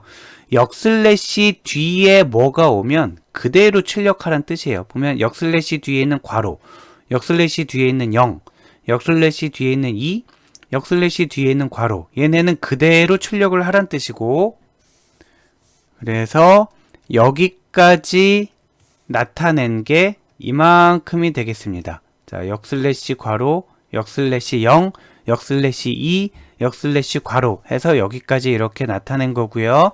그 뒤에도 역슬래시 뒤에 9, 1, 0이 왔잖아요. 그러니까 그대로 출력이 돼서 910까지 이렇게 나온 거고요. 또 역슬래시 뒤에 대시가 왔잖아요. 그래서 대시까지 온 거죠. 그러다 보니까 여기까지 자, 다시요. 자, 여기까지 나타낸 게 이만큼이 되는 거예요. 자, 역슬래시 뒤에 온 거는 무조건 그대로만 출력을 하면 되는 거였고요. 그 이외의 강력한 부분은 사실은 역슬래시 뒤에 오는 게 아니라 나머지 부분들 있잖아요. 여기부터는 역슬래시 없이 그냥 뭔가 왔잖아요. 얘네들이 각자 고유의 역할을 가지고 있는데 0이 왔을 때는 그 위치에 숫자 아무거나 넣으라는 뜻이에요. 즉 여기 0 4개가 왔잖아요. 그럼 숫자 아무거나 4개를 넣으라는 뜻이에요. 그래서 얘를 다시 한번 쭉 해석하면은 여기까지는 괄호 열고 02 괄호 닫고 910 빼기까지는 그대로 쓰란 얘기고요. 그리고 그 뒤에 0이 4개 왔다라는 거는 숫자 4개 아무거나 적으란 얘기죠. 교내 전화번호는 이렇게 구현을 할 수 있는데 0000 말고 또 다른 특수 기호들이 어떤 게 있나 살펴보면 0은 숫자만 허용하는 거였잖아요. 근데 9가 오게 되면 숫자를 넣어도 되고 공백도 허용을 한다라는 거예요. 만약에 9999라고 아까 적었다면은 이 자리에는 숫자 4개가 와도 되고 아니면 숫자 공백 이런 식으로 와도 된다라는 거고요. 그 위치에 만약에 라지 L이 오게 되면은 이번엔 숫자가 아니라 문자가 와야 된다라는 거예요. A, B, C 같은 문자. 그 다음 물음표가 오게 되면 문자와 공백을 허용하는 거고요. 알파벳 A가 오게 되면은 문자와 숫자를 허용하는 거고, 스몰 a가 오게 되면은 문자, 숫자, 공백. 그리고 C, 라지 C가 오게 되면은 제일 헐렁헐렁한 거죠. 제일 웬만한 건 다 받아준다라는 거잖아요. 뭐라도 오라는 거예요. 문자, 숫자, 기호, 공백. 즉 C가 있게 되면은 거기에는 문자도 좋고 숫자도 좋고 기호도 좋고 심지어는 안 와도 좋은 제일 헐렁헐렁한 마스크가 되는 거고요. 그 앞으로 갈수록 지금 뭐 얘라든가 이런 애들은 굉장히 강력한 마스크가 되는 거죠. 한번 여러분들이 지금 이 마스크를 잘 이해했나 보기 위해서 이거 한번 해볼까요? 다음에 이런 입력들이 올 수 있는 거예요. 이런 입력들도 올 수 있고 이런 입력도 올 수 있어요. 이런 입력이 올 수 있을 때 최대한 강력한 마스크를 한번 만들어 보세요. 자, 잠깐 한번 고민을 해보세요. 자, 같이 한번 해보시면은 처음에는 문자 2개, 얘도 문자 2개잖아요. 그러면 문자 2개가 올 수 있게 하기 위해서 L이라고 하면 되겠네요. 물론 그 위치에 물음표가 온다거나 아니면 라지 A가 온다거나 기타 등등이 와도 되겠지만 가장 강력한 걸 하라고 그랬잖아요. 즉 문자 말고 다른 거를 허용하지 않는 것을 주고 싶었던 거죠. 그러면 그 다음에는 뭐가 올까요? 그 다음에는 여기가 약간 애매할 수 있어요. 여기는 숫자가 하나 왔고 여기는 숫자가 2개 왔잖아요. 그러면은 어떻게 하면 좋을까요? 이렇게 하면 될 것 같아요. 첫 번째 위치에는, 즉 요 위치, 첫 번째 위치에는 9라고 적어서 숫자가 하나 와도 되고 공백이 와도 되게. 그러면 왼쪽 거는 공백이 온 거고 오른쪽 거는 숫자가 온 거잖아요. 숫자가 와도 되고 공백이 와도 되게 하고요. 그 뒤에는 0이라고 적어서 반드시 하나의 숫자가 오게 하는 거죠. LL90까지 하게 되면 서울 공백 3 그리고 인천 23 이렇게 받아들이게 되는 거고요. 그 다음에는 다시 캐릭터 하나가 왔네요. 캐릭터 하나가 왔으니까 다시 L이라고 정의를 해주면 되겠죠. 그 다음에는 괄호라는 기호가 왔잖아요. 괄호를 그대로 출력하기 위해서 역슬래시 괄호 이렇게 하면 되겠습니다. 그 다음에는 숫자 4개가 와야 되잖아요. 공백을 허용하지 않는 숫자 4개가 와야 되니까 0000. 그 다음에 마지막으로 괄호를 닫아야 되잖아요. 그러니까 역슬래시 괄호 닫기 이렇게 하면 되겠네요. 여기 있는 따옴표는 실제 있는 게 아니고요. 제가 문제를 내기 위해서 만든 거니까 그냥 무시하시면 되겠습니다. 자, 이런 식으로 우리가 마스크를 만들 수가 있게 되고요. 요 밑에 자리 표시자라는 거는 사용자로 하여금 입력을 받게 할 때 여기에다 입력하세요 라는 뜻으로 언더바를 쓸 건지 별표를 쓸 건지 등등을 고를 수 있는 건데 이건 이따 한번 같이 연습을 해 보시고요. 그런 다음에 사용자로 하여금 이렇게 마스크를 주게 되면 도대체 이게 어떤 의미인지 우리는 이제 배워서 알지만 일반 사용자들은 어렵잖아요. 그렇기 때문에 예제 데이터로 이런 식으로 값을 넣으면 됩니다 라고 예제를 하나 보여주면 사용자들이 그 마스크를 선택할 때 도움이 되겠죠. 그리고 마지막은 건드리지 않겠습니다. 마지막은 마스크 형식은 텍스트 언바운드. 이거는 언바운드라는 거를 설명하려면 조금 더 깊은 논의가 필요하기 때문에 이거는 지금은 설명하지 않고 그대로 두는 것으로 하고요. 한번 지금 화면에 보이는 이대로 마스크를 입력을 해보도록 할게요. 자, 슬라이드에 있었던 그대로 입력을 한번 해보면은 이렇습니다. 처음에 역슬래시가 있고요. 그 다음에 괄호 열고 역슬래시 0, 역/2, 역/, 괄호. 그러면 02 지역 번호가 들어간 거고, 역/9, 역/1, 역/0, 역/ 대쉬.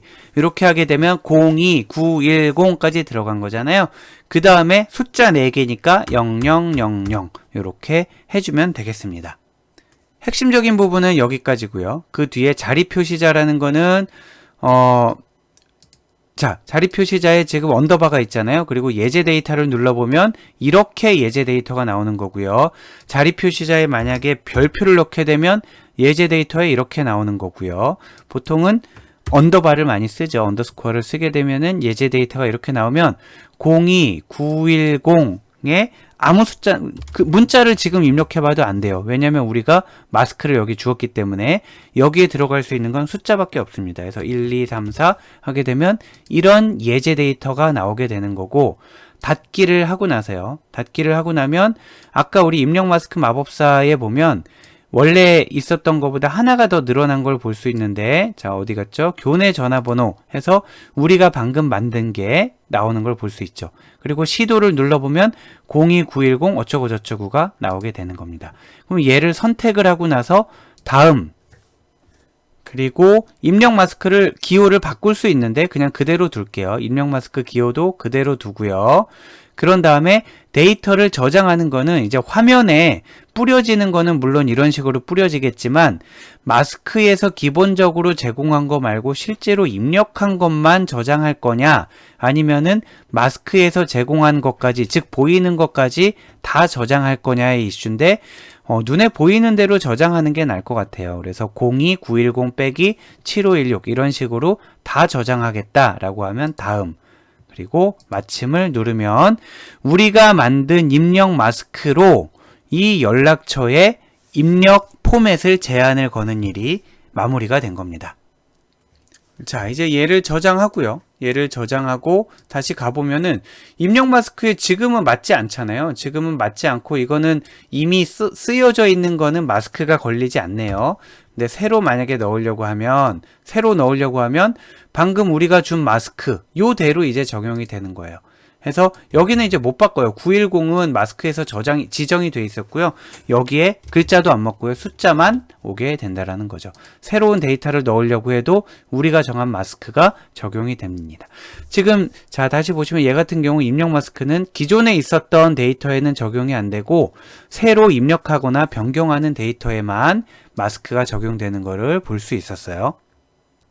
자, 이번에는 레코드 필터에 대해서 다뤄보도록 할게요. 지금까지 다룬 내용들은 테이블을 만들고 필드들을 만들고 입력값을 제한하는 그런 내용들이었고, 물론 테이블 관리를 위해서 반드시 필요하지만 그렇게 어렵다거나 뭔가 좀 머리를 써야 할 부분이 많지는 않았어요.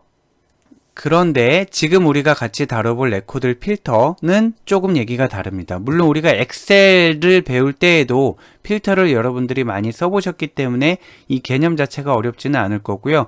액세스에서도 지금 필터가 그렇게 어렵지는 않아요. 그런데 왜 중요하다라고 말씀을 드리냐면은 나중에 여러분이 쿼리라는 거를 다시 배우게 될 거예요. 쿼리를 나중에 배울 거라고만 말씀을 드렸잖아요.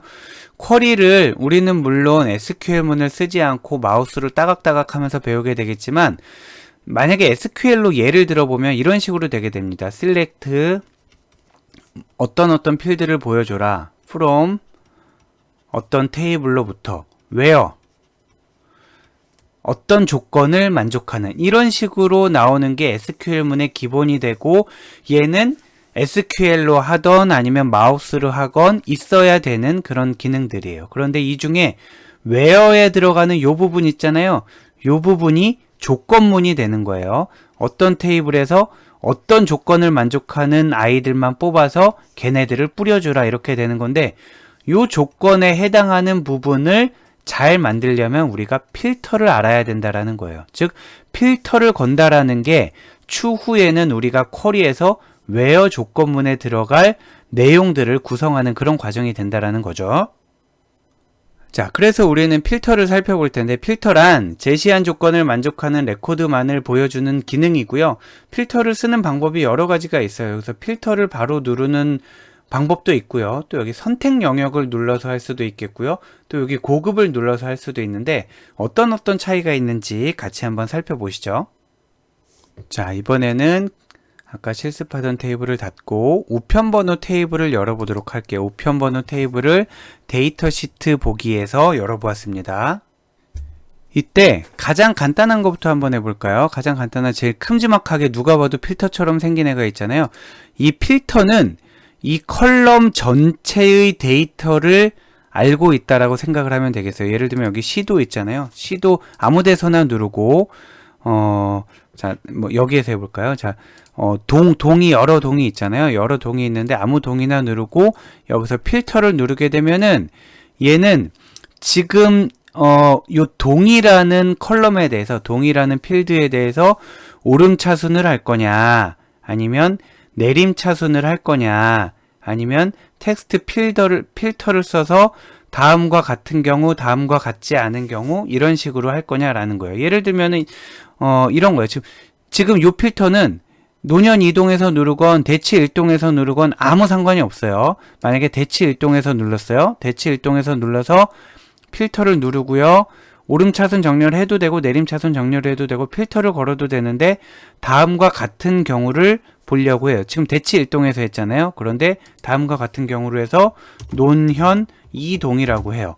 노년 이동이라고 하게 되면 지금 노년 이동 아이들만 나오게 되는 거죠. 즉 지금 이 큰 필터 아이콘을 누르는 거는 내가 어떤 필드에서 눌렀는지는 영향을 미치지만 어떤 로우에서 눌렀는지는 전혀 영향을 주지 않아요. 자, 얘를 필터를 다시 해제를 하고요. 그러면 원상복귀가 되었습니다.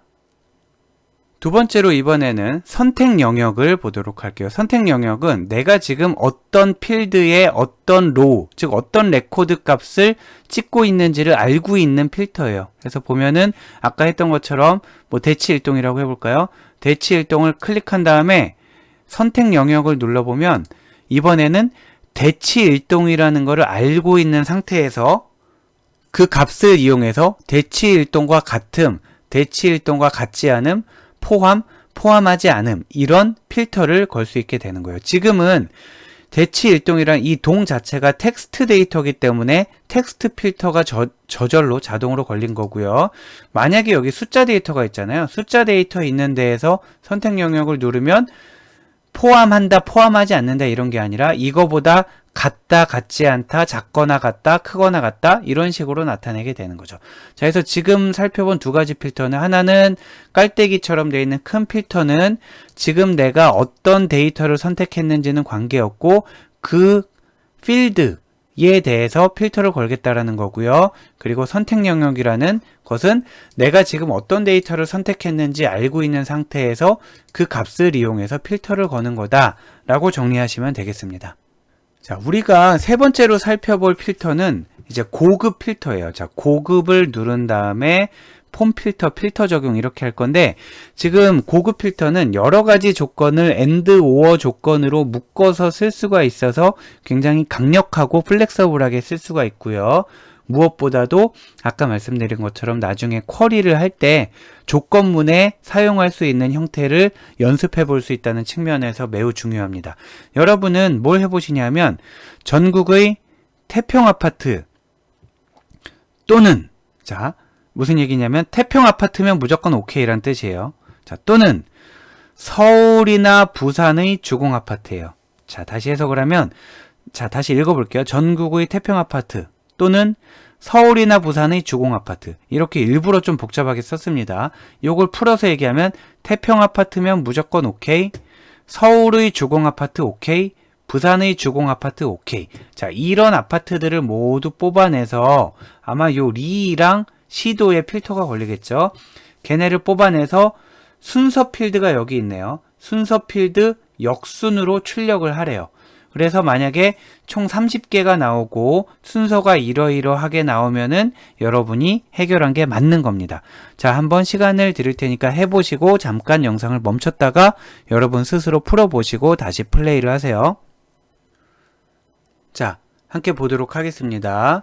아무 데서나 시작을 해도 되겠고요. 아무 데나 누르고 고급을 누르고요. 고급을 누르면 폼 필터라고 나오잖아요. 자, 폼 필터에 들어가서 여기에서 우리가 원하는 대로 적은 다음에 필터를 적용하면 되겠습니다.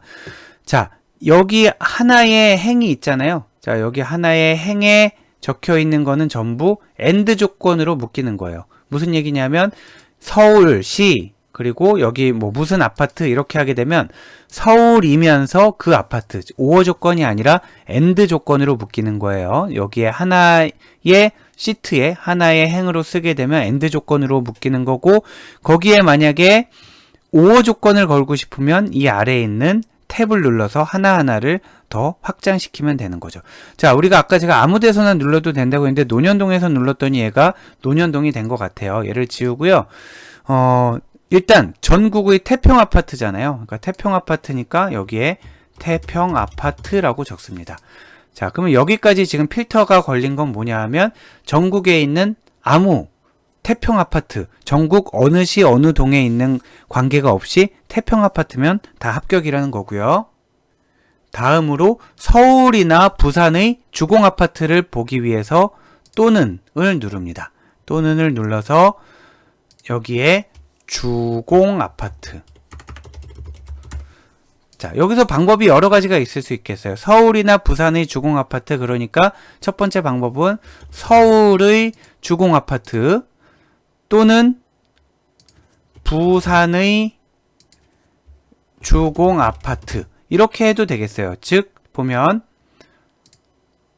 태평 아파트거나 서울의 주공 아파트거나 부산의 주공 아파트거나 이렇게 해도 되겠고요. 그게 아니고 얘를 삭제한 다음에 아까 서울의 주공 아파트를 오어 조건으로 묶습니다. 오어 조건으로 묶어서 부산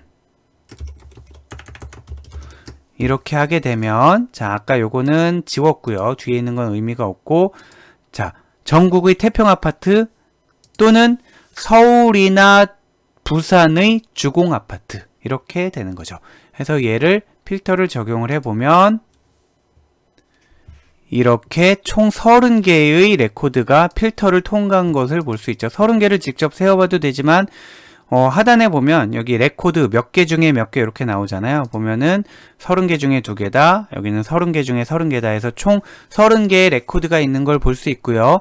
얘를 순서 역순으로 출력해 보세요. 그러면 여기 순서 있는 데 가서 쿵 눌러서 숫자 역순이니까 내림차순, 큰 거 먼저 나오게 내림차순으로 정렬을 하면 아까 슬라이드에서 보여드렸던 것처럼 제일 처음에 경기도에 있는 태평아파트, 대전에 있는 태평아파트, 인천에 있는 태평아파트, 부산에 있는 주공아파트 순으로 해서 30개가 나오는 것을 볼 수 있습니다. 자, 이렇게 해서 필터에 대해서도 살펴봤습니다. 자, 이제 액세스에서 테이블을 만드는 것에 대한 중요한 부분, 기초적인 부분은 모두 같이 학습이 됐고요. 조금 더 DB스러운 얘기를 해보도록 할게요. 이제 남은 시간은 관계 설정에 대한 내용입니다. 테이블을 만들었으면 관계까지 설정을 해야 설계가 마무리되는 거잖아요. 그래서 뒷부분은 이제 관계 설정에 대한 내용들을 주로 다루게 될 텐데, 그 전에 아까 테이블 만드는 과정에서 잠깐 설명을 했지만 워낙 중요하기 때문에 기본 키, 즉 프라이머리 키를 지정하는 것에 대한 연습과 강조를 다시 한번 하도록 할게요. 자, 액세스, 즉 데이터베이스에서의 테이블은 반드시 기본키가 있어야 한다고 그랬죠. 엑셀에 있는 시트랑 굉장히 유사해 보이지만 다른 점이 몇 가지 있는데, 그 중에 가장 굵직한 한 가지를 뽑으라면 프라이머리 키를 반드시 가져야 된다라는 게 데이터베이스 테이블의 특징이라고 할 수 있습니다.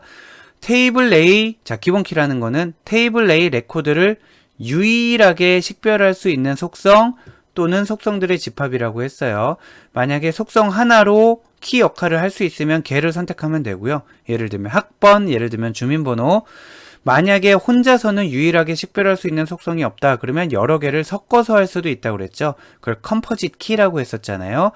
지난 이슈에서 설명할 때 뭐 축구 선수들, 여러 팀의 선수들이 모여서 운동을 하고 있을 때 프라이머리 키를 뭘 잡아야 될까? 팀 이름과 등번호를 합쳐서 잡아야 된다. 이런 예를 소개했던 기억이 있네요. 이와 관련된 제약 조건을 살펴보도록 할게요. 우리가 제약 조건 4가지가 있었잖아요. 4가지 중에 하나는 도메인 제약 조건을 지키기 위해서 아까 유효성 검사라든지 입력 마스크를 살펴봤고요. 그리고 여기 나와 있지 않은 참조 무결성은 포린 키에 대한 제약 조건인데 그거는 이제 뒤에 관계를 설정하면서 나오게 될 거고, 나머지 2개가 프라이머리 키에 대한 제약 조건이에요. 그 중에 하나는 첫 번째 키 제약 조건, 이거는 아주 기본적인 내용입니다. 테이블엔 키가 있어야 된다라는 거예요. 자, 모든 테이블은 반드시 하나의 기본 키를 가져야 된다라는 거예요.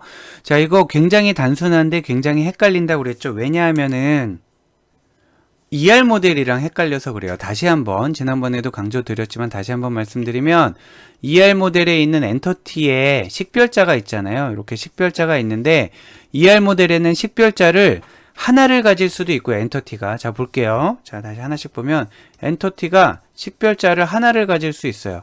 자, 다른 속성들이 있는데 식별자 속성이 하나인 거예요. 그런데 2개가 될 수도 있어요. 그때는 얘가 식별자 역할을 해도 되고 얘가 식별자 역할을 해도 돼요. 2개가 합쳐서 식별자라는 게 아니에요. 2개가 합쳐서 식별자인 경우는 이렇게 표현을 했었죠. 이렇게 컴포짓으로 만들어서 얘가 식별자인데 2개를 합쳐서 하나의 식별자가 됐다라고 얘기를 했었죠.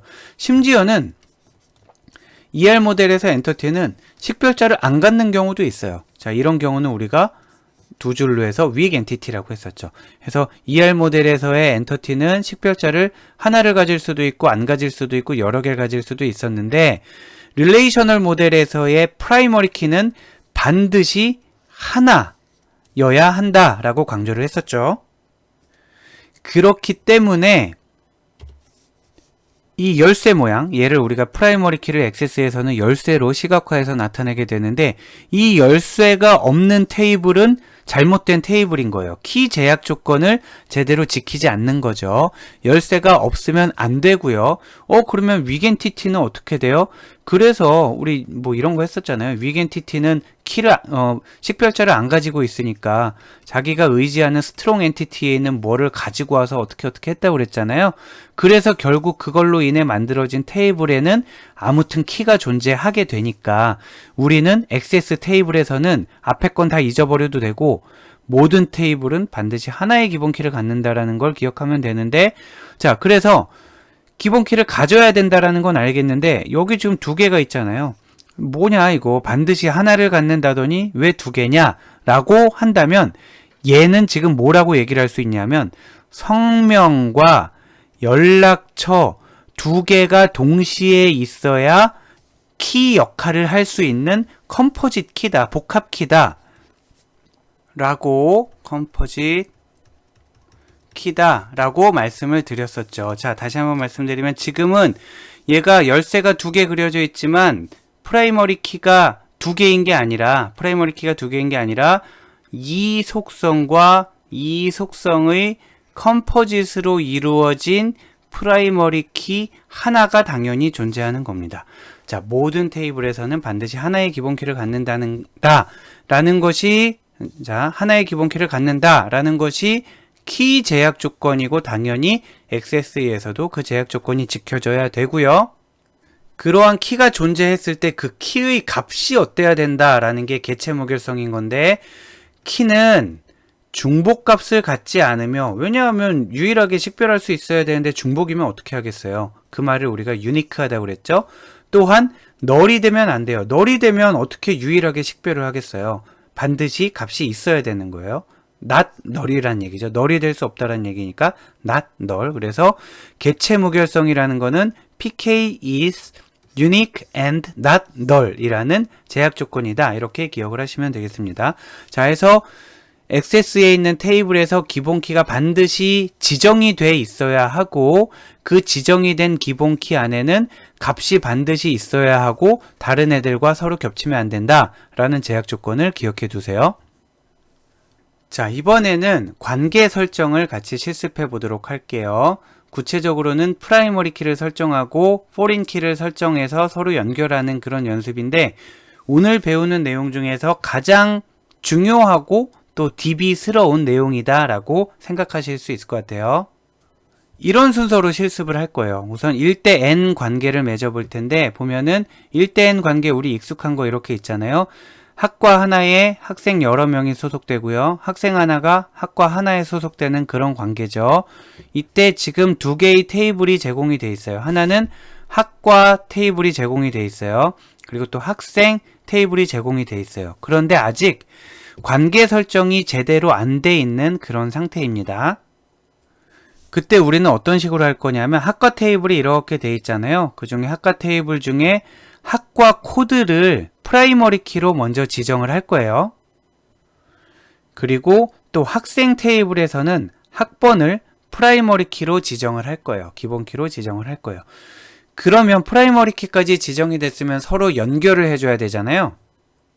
연결을 해주기 위해서 우리가 로지컬 디자인 할 때, 로지컬 모델링 할 때 뭘 했었냐면, 학과 테이블에 있는 프라이머리 키를 학생 쪽에 하나 복사해서 붙여 넣었었죠. 일부러 지금 그게 안 돼 있는 상태로 여러분께 드렸는데, 여러분이 이걸 한번 해봐야 되는데, 자, 보면 학과 코드를, 자, 학과에 있는 프라이머리 키니까 학과 코드겠죠. 학과 코드를 학생 테이블에 하나 추가를 하라는 뜻이에요. 자, 그래서 원래는 학번, 이름, 나이 이렇게만 있었는데, 얘네에다가 학과 코드를 하나 추가했어요. 학과 코드를 추가해서 그 학과 코드를 임의로 한번 넣어봤어요. 그런데 임의로 넣는다라고 해도 아무 숫자나 넣으면 안 되고, 참조 무결성 때문에 학과 테이블에 있는 코드 중에 넣어야 되는 거죠. 100, 200, 300, 400 중에 100이 2명 있어도 상관이 없고요. 100이 3명이 있네요. 100이 3명이 있어도 상관이 없고, 400은 아무도 없죠. 그래도 상관이 없어요. 다만 어떤 경우가 있으면 안 된다고 그랬냐면, 학과 코드에 없는 애를 여기에서 포린키에서 뭐 600이다 이렇게 쓰면 안 된다라고 했죠. 그리고 또 하나 주의해야 할 특징이, 자, 학과 코드, 우리가 가져올 프라이머리 키가 숫자 데이터 타입이었잖아요. 그럼 우리가 포린키로 연결시키기 위해 만드는 요 녀석도 데이터 타입을 숫자로 지정을 해줘야 됩니다. 필드 이름은 마음대로 지어도 되는데, 다만 프라이머리 키 어떤 거를 가져오는지 우리가 알 수 있을 정도의 힌트가 들어 있어야 되는 거예요. 자, 여기까지 하고 나면 그 다음에 뭘 할 거냐 하면, 그 두 개의 테이블을 서로 연결을 할 거예요. 연결하고 나서 참조 무결성까지 확인하는 것을 실습을 해보도록 하겠습니다. 자, 우선 학과 테이블의 프라이머리 키를 설정해 볼게요. 학과 테이블이 어떻게 생겼는지 한번 확인을 해보니까 이렇게 학과 코드 학과명 둘로만 돼 있네요. 자, 보기를 눌러봤더니 아직 프라이머리 키가 설정이 안 돼 있죠. 그러면 눌러서 원하는 학과 코드를 프라이머리 키로 하기 위해서 선택하고 기본 키 누르고, 디자인에 변경이 있었기 때문에 얘를 저장하고 닫습니다. 그러면 학과 테이블의 PK가 설정이 된 거고요. 학생 테이블을 열어봤더니 학번, 이름, 나이만 있어요. 그러면 얘가 학과 테이블이랑 연결되기 위해선 학과 코드를 가져와서 복사해서 연결이 되어야 되잖아요. 그래서 디자인 보기에서 만들어줘야 되는데, 일단 학번을 PK로 지정부터 할게요. 학번을 PK로 저장하고요. 그 다음 학과와 연결될 필드, 얘를 소속 학과 코드라고 해도 되겠고, 아니면 뭐 전공 코드라고 해도 되겠고, 마음대로 해도 되겠죠.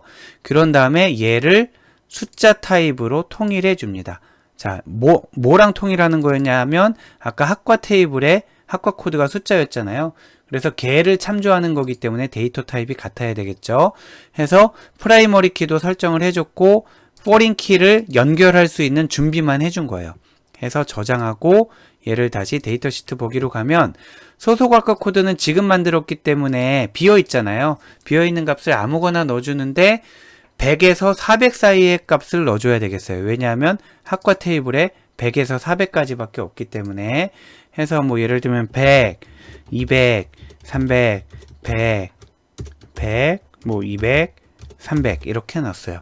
일부러 100이 여러 군데 나오는 것도 한번 해봤고요. 그리고 400이 안 나와도 이상 없는지 확인해 보기 위해서 이런 식으로 샘플을 구성했습니다. 자, 그럼 테이블이 준비가 되었으니 이 두 테이블을 한번 관계를 맺어서 연결을 해 보도록 할게요. 다 저장을 하고 닫고요. 만들기에 들어가서 제가 뭐라고 말씀드렸냐면, 테이블, 쿼리, 폼 이런 것들은 전부 만들기에서 시작한다고 했잖아요. 그런데 관계는 데이터베이스 도구에서 만든다라고 말씀을 드린 적이 있어요. 지금이 그 타이밍이고요. 자, 데이터베이스 도구에 관계를 눌러봅니다. 관계를 눌러보면 어떤 테이블을 불러서 관계를 맺을 거냐, 지금 여기에서 선택을 해도 되고요. 이따가 끌어와도 돼요. 보면 학과와 학생이 필요하잖아요. 학과를 더블 클릭해서 끌어왔고요. 뭐 추가를 눌러도 되겠고, 하나만 불러오고 학생을 다시 불러오고 뭐 이렇게 해도 됩니다. 여기서 불러도 되고 아까 그 창에서 불러도 되고요. 자, 이렇게 있을 때 지금 프라이머리 키가 학과 쪽이잖아요. 그리고 포린 키가 요 소속 학과 코드잖아요. 그러면 학과 코드에서, 즉 프라이머리 키인 쪽에서 마우스를 꾹 누른 상태로 오른쪽으로 쭉 끌어옵니다. 해서 소속학과 코드 있는 데에다가 딱 떨어뜨리면 학과 코드와 소속학과 코드를 연결하겠다라고 되는데, 혹시 학과 코드를 가져오다가 손이 이렇게 떨려서 엉뚱한 데 갔다 그러면 여기서 다시 바꿔주면 되고요.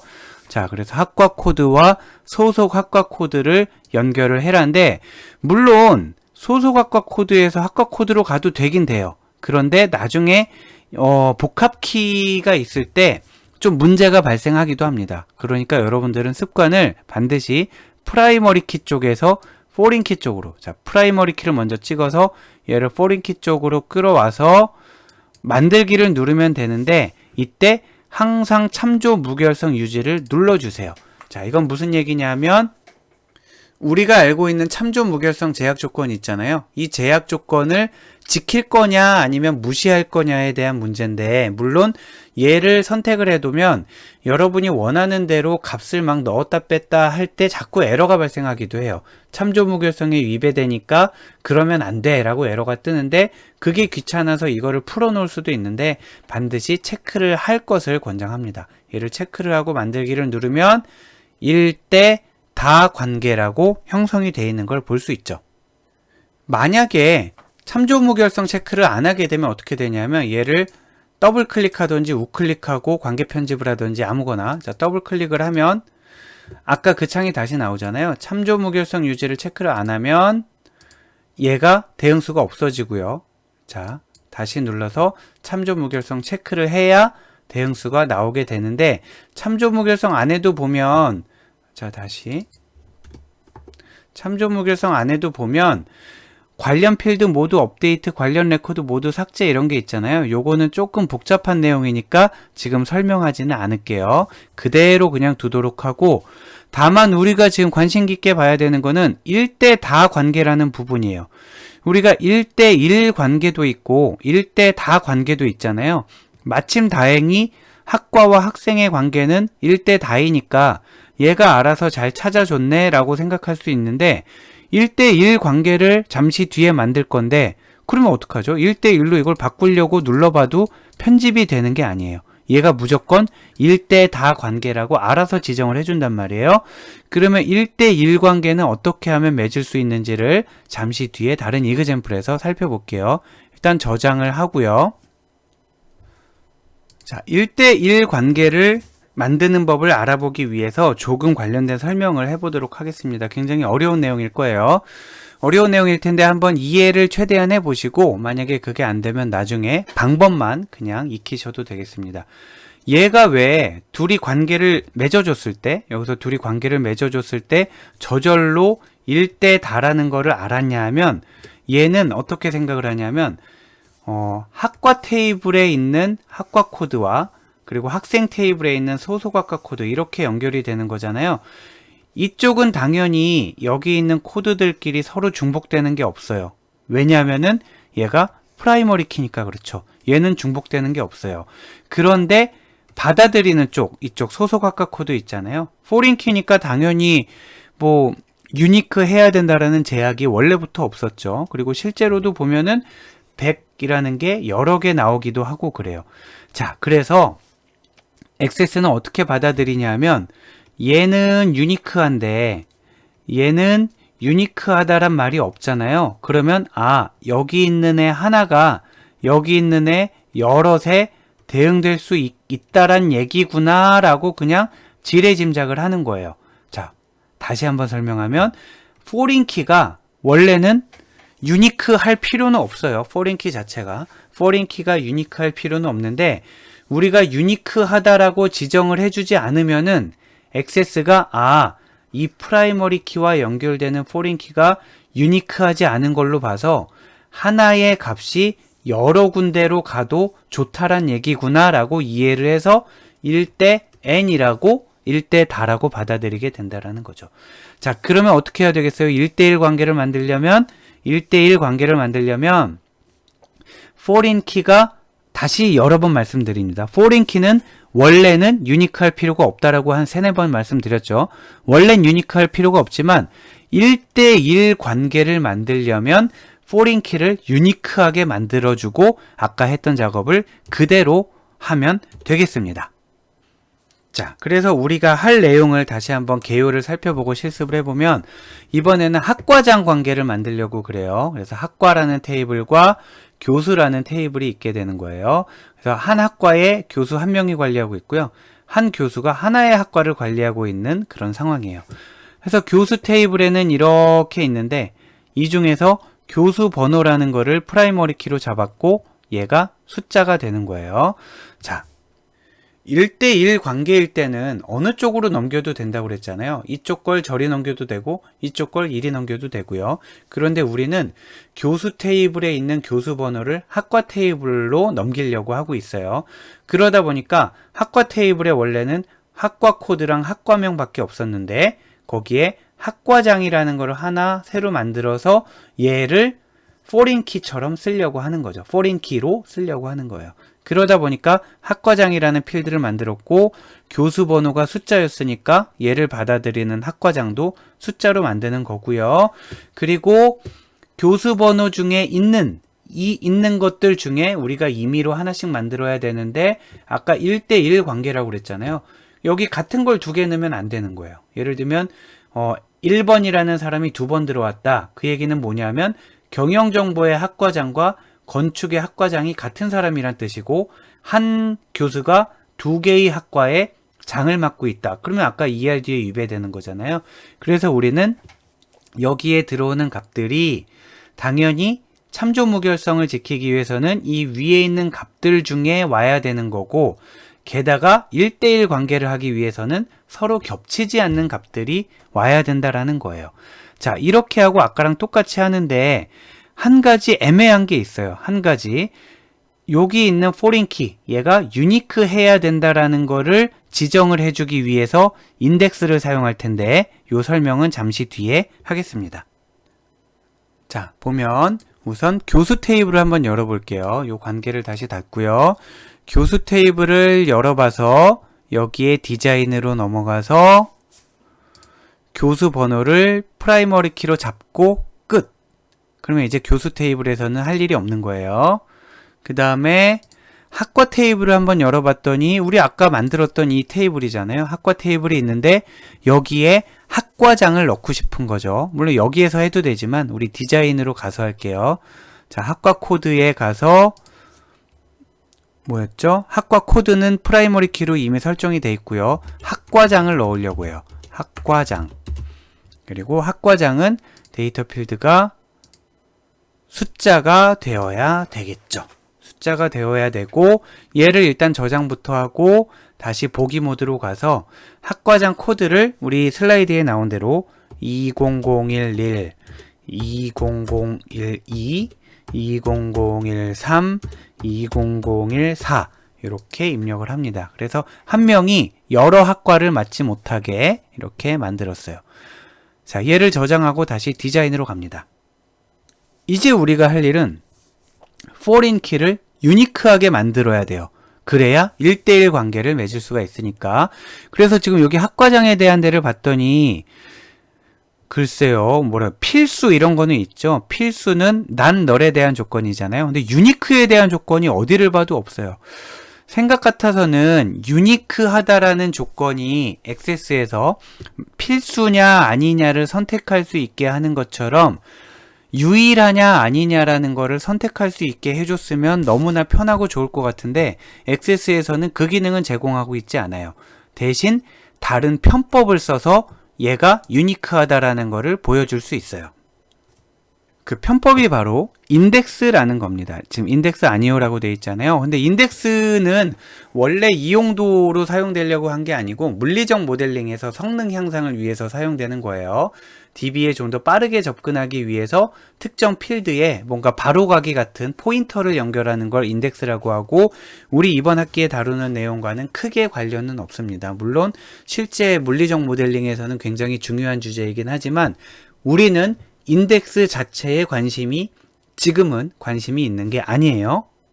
그런데 인덱스를 설정할 때 옵션을 줄 수가 있어요. 중복을 허용할 건지 중복을 허용하지 않을 건지. 자, 그래서 우리는 그 중복을 허용하지 않겠다라는 옵션을 쓰기 위해서 어쩔 수 없이 인덱스를 겁니다. 자, 학과장에 인덱스 아니오라고 되어 있잖아요. 얘를 펼쳐서 인덱스를 해서 걸겠다라는 거고, 그때 중복 불가능으로 걸어요. 그러면은 인덱스라는 게 걸리면서 얘는 유니크 조건이 붙게 됩니다. 유일성이. 우리는 인덱스를 사용하지는 않겠지만, 명시적으로 사용하지는 않겠지만 아무튼 얘한테는 유니크하다라는 조건이 붙게 된 거예요. 자, 그러면 얘를 닫고 이제 관계를 다시 맺어보도록 할게요. 데이터베이스 도구에서 관계를 불러봤고요. 아까 맺어진 관계는 여전히 계속 살아있게 됩니다. 이 학생을 딜리트 누르고 학과를 딜리트 누르고 다시 학생 누르고 다시요. 자, 학생을 끌어오고 학과를 끌어오면 아까 있었던 관계가 여전히 그대로 있게 돼요. 이 관계를 눌러서 삭제하지 않는 한 이 테이블을 딜리트했다가 다시 불러와도 관계는 여전히 있습니다. 관계를 삭제하려면 관계를 눌러서 삭제를 해야 되고요.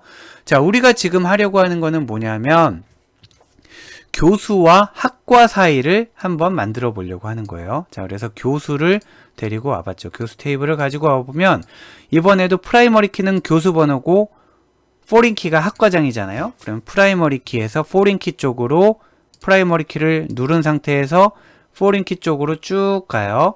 해서 얘를 딱 누르면은 교수 번호에서 학과장으로 1대1 관계라고 얘가 알고 있는 거를 알 수 있죠. 어떻게 알았냐 하면 포린 키가 학과장인데 얘가 유니크하다며, 유니크하고 얘도 유니크하니까 서로 1대1 밖에 안 되겠지.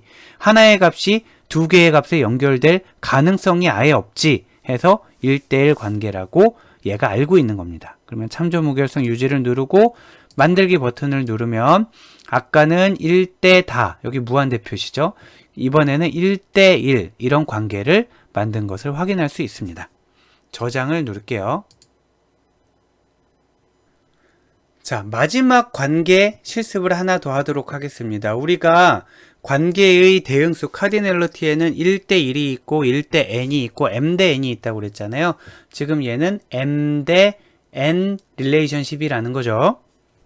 그런데 1대1이나 1대 n 관계는 우리가 포린 키로 만들면서 처리를 했지만 m 대 n 릴레이션십은 포린 키가 아니라 이 자체가 하나의 테이블로 만들어진다 라고 했었잖아요. 그래서 수강이라는 릴레이션십을 하나의 테이블로 만들게 되는데 그때 만들어지는 테이블 이름이 수강이라는 테이블이 되겠습니다. 그리고 이 수강에는 양쪽에서 프라이머리 키를 가져와서 합쳐서 컴포짓 키를 만들어야 된다라고 그랬어요. 보면은 학생은 아까 프라이머리 키가 학번이었잖아요. 그래서 학번이라는 거를 하나 만들어줘야 되겠고요. 그리고 과목은 아직 안 나왔었죠. 처음 나왔죠. 과목의 프라이머리 키는 과목 코드가 되어야 되겠죠. 그래서 과목의 프라이머리 키를 과목 코드로 지정을 해주고요. 그런 다음에 얘를 과목 코드를 가져왔기 때문에 학번, 과목 코드 두 개 합쳐서 컴포짓 키로 프라이머리 키 이렇게까지 설정을 해줘야 됩니다. 편의상 제가 수강 테이블에 이 학번과 과목 코드 필드까지 만들었고 데이터도 다 채워 넣었고요. 여러분들은 이제 과목 코드에 과목 테이블에 있는 과목 코드에 PK 지정해 주시고 수강 테이블에 있는 학번 과목 코드를 합쳐서 PK를 지정한 뒤에 관계를 맺어주면 되겠습니다. 자, 같이 한번 해보시죠. 자, 우선 과목 테이블은 어떻게 생겼냐 하면 이 관계를 다시 닫을게요. 과목 테이블은 이렇게 생겼고요. 디자인으로 가서 과목 코드를 기본 키로 만들었어요. 자, 그래서 과목 코드를 기본 키로 만들고 끝입니다. 자, 수강 테이블을 열어보니 제가 편의상 여기 학번이랑 과목 코드를 다시 다 여러분이 입력하려면 시간이 걸릴 것 같아서 학번이랑 과목 코드는 미리 만들어 놨어요. 그런데 사실은 어떤 상황을 가정하는 거냐면 수강이라는 릴레이션십에는 수강 연도와 수강 학기 이렇게 둘만 있었을 거예요. 수강이라는 릴레이션십에는. 그런데 걔를 테이블로 만들기 위해서 양쪽에 있는 학번, 과목 코드, 양쪽 엔터티 PK들을 하나씩 복사를 해온 거죠. 자, 그래서 얘네를 학번과 과목 코드의 키를 지정해야 되는데 학번 키, 과목 코드 키 이렇게 하게 되면은 계속 번갈아 가면서 되지 둘 다 선택이 안 돼요. 왜냐면은 액세스가 알고 있거든요. PK는 반드시 하나여야 된다라는 걸 알고 있어요. 그래서 둘 다 지정하려면 둘을 동시에 선택한 다음에 키를 누르면 되고요.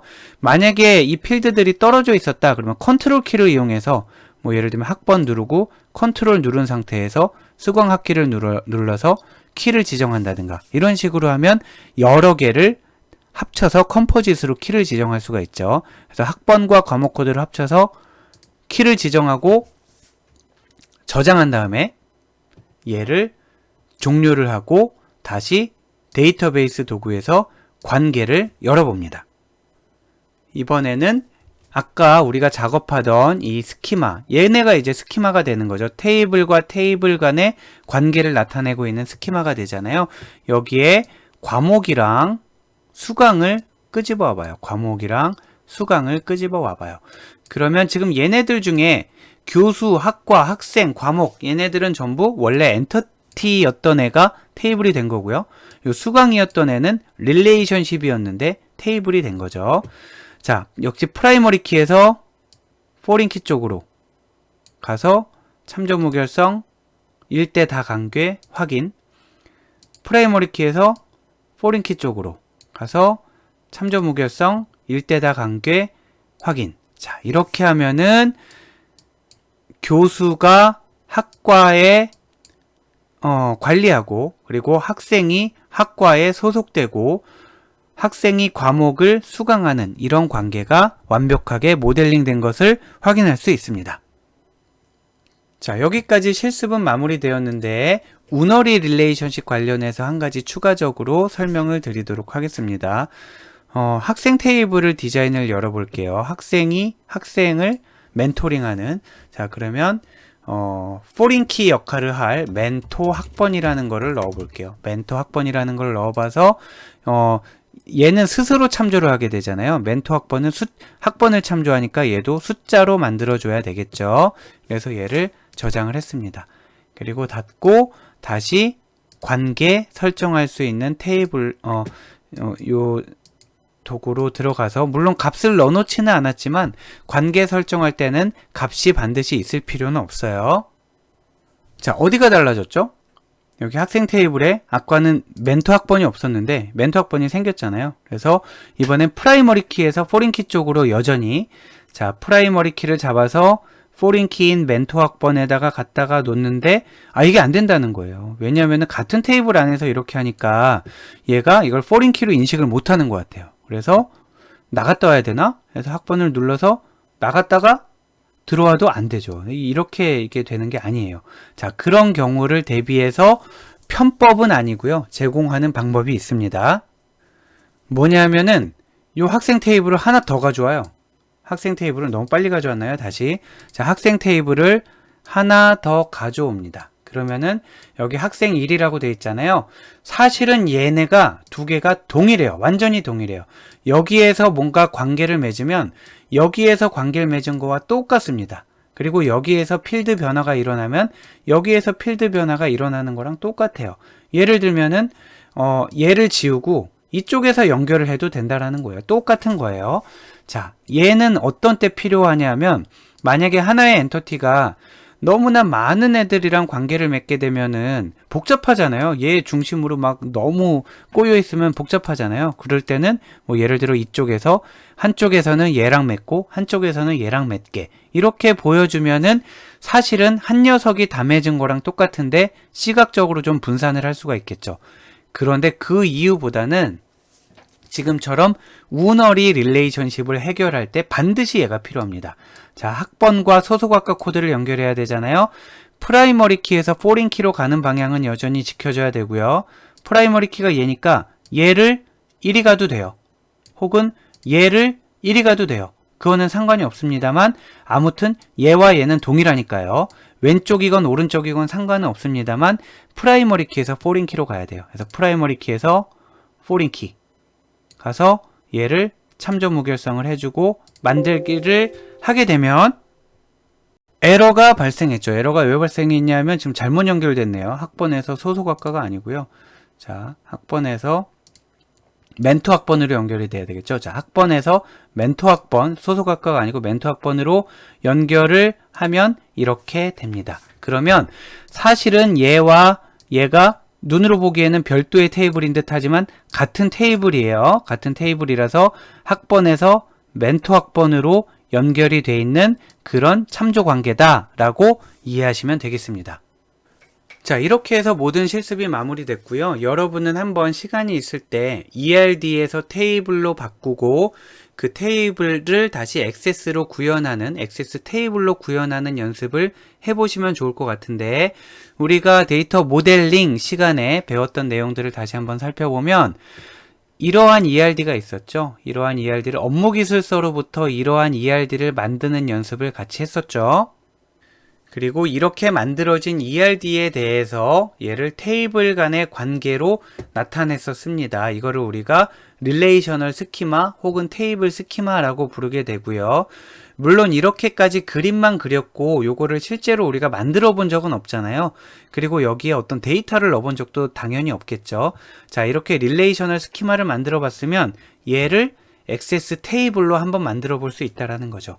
액세스 테이블로 만들어서 지금 보면 테이블이 몇 개인가요? 하나, 둘, 셋, 넷, 다섯, 6개가 있게 되는데 액세스로 구현한 거는 하나, 둘, 셋, 넷, 다섯, 여섯, 7이 되잖아요.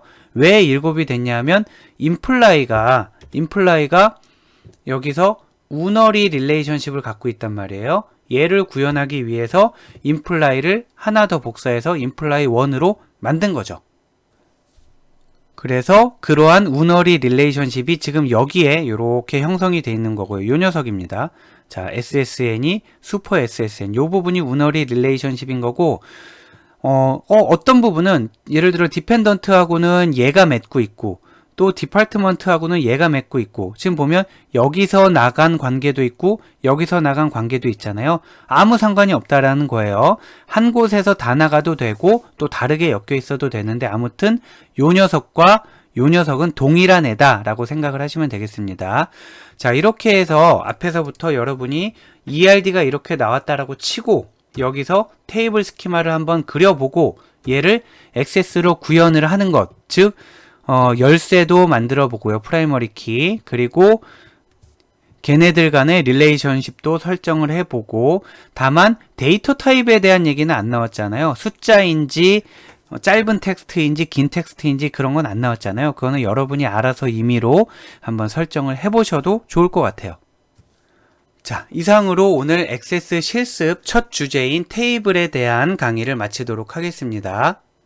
오늘은 테이블이란 무엇인지, 그리고 테이블을 만들 때 어떤 절차로 만들게 되고, 또 도메인 제약 조건을 지키기 위한 유효성 검사, 그리고 입력 마스크, 그리고 원하는 레코드만 뽑아보기 위한 필터링도 살펴봤었죠. 그리고 무엇보다 중요한 거는 기본 키를 설정해야 된다. 그리고 기본 키를 설정하는 방법, 기본 키가 설정된 이후에 테이블과 테이블 간의 관계를 연결하는 방법도 살펴봤습니다.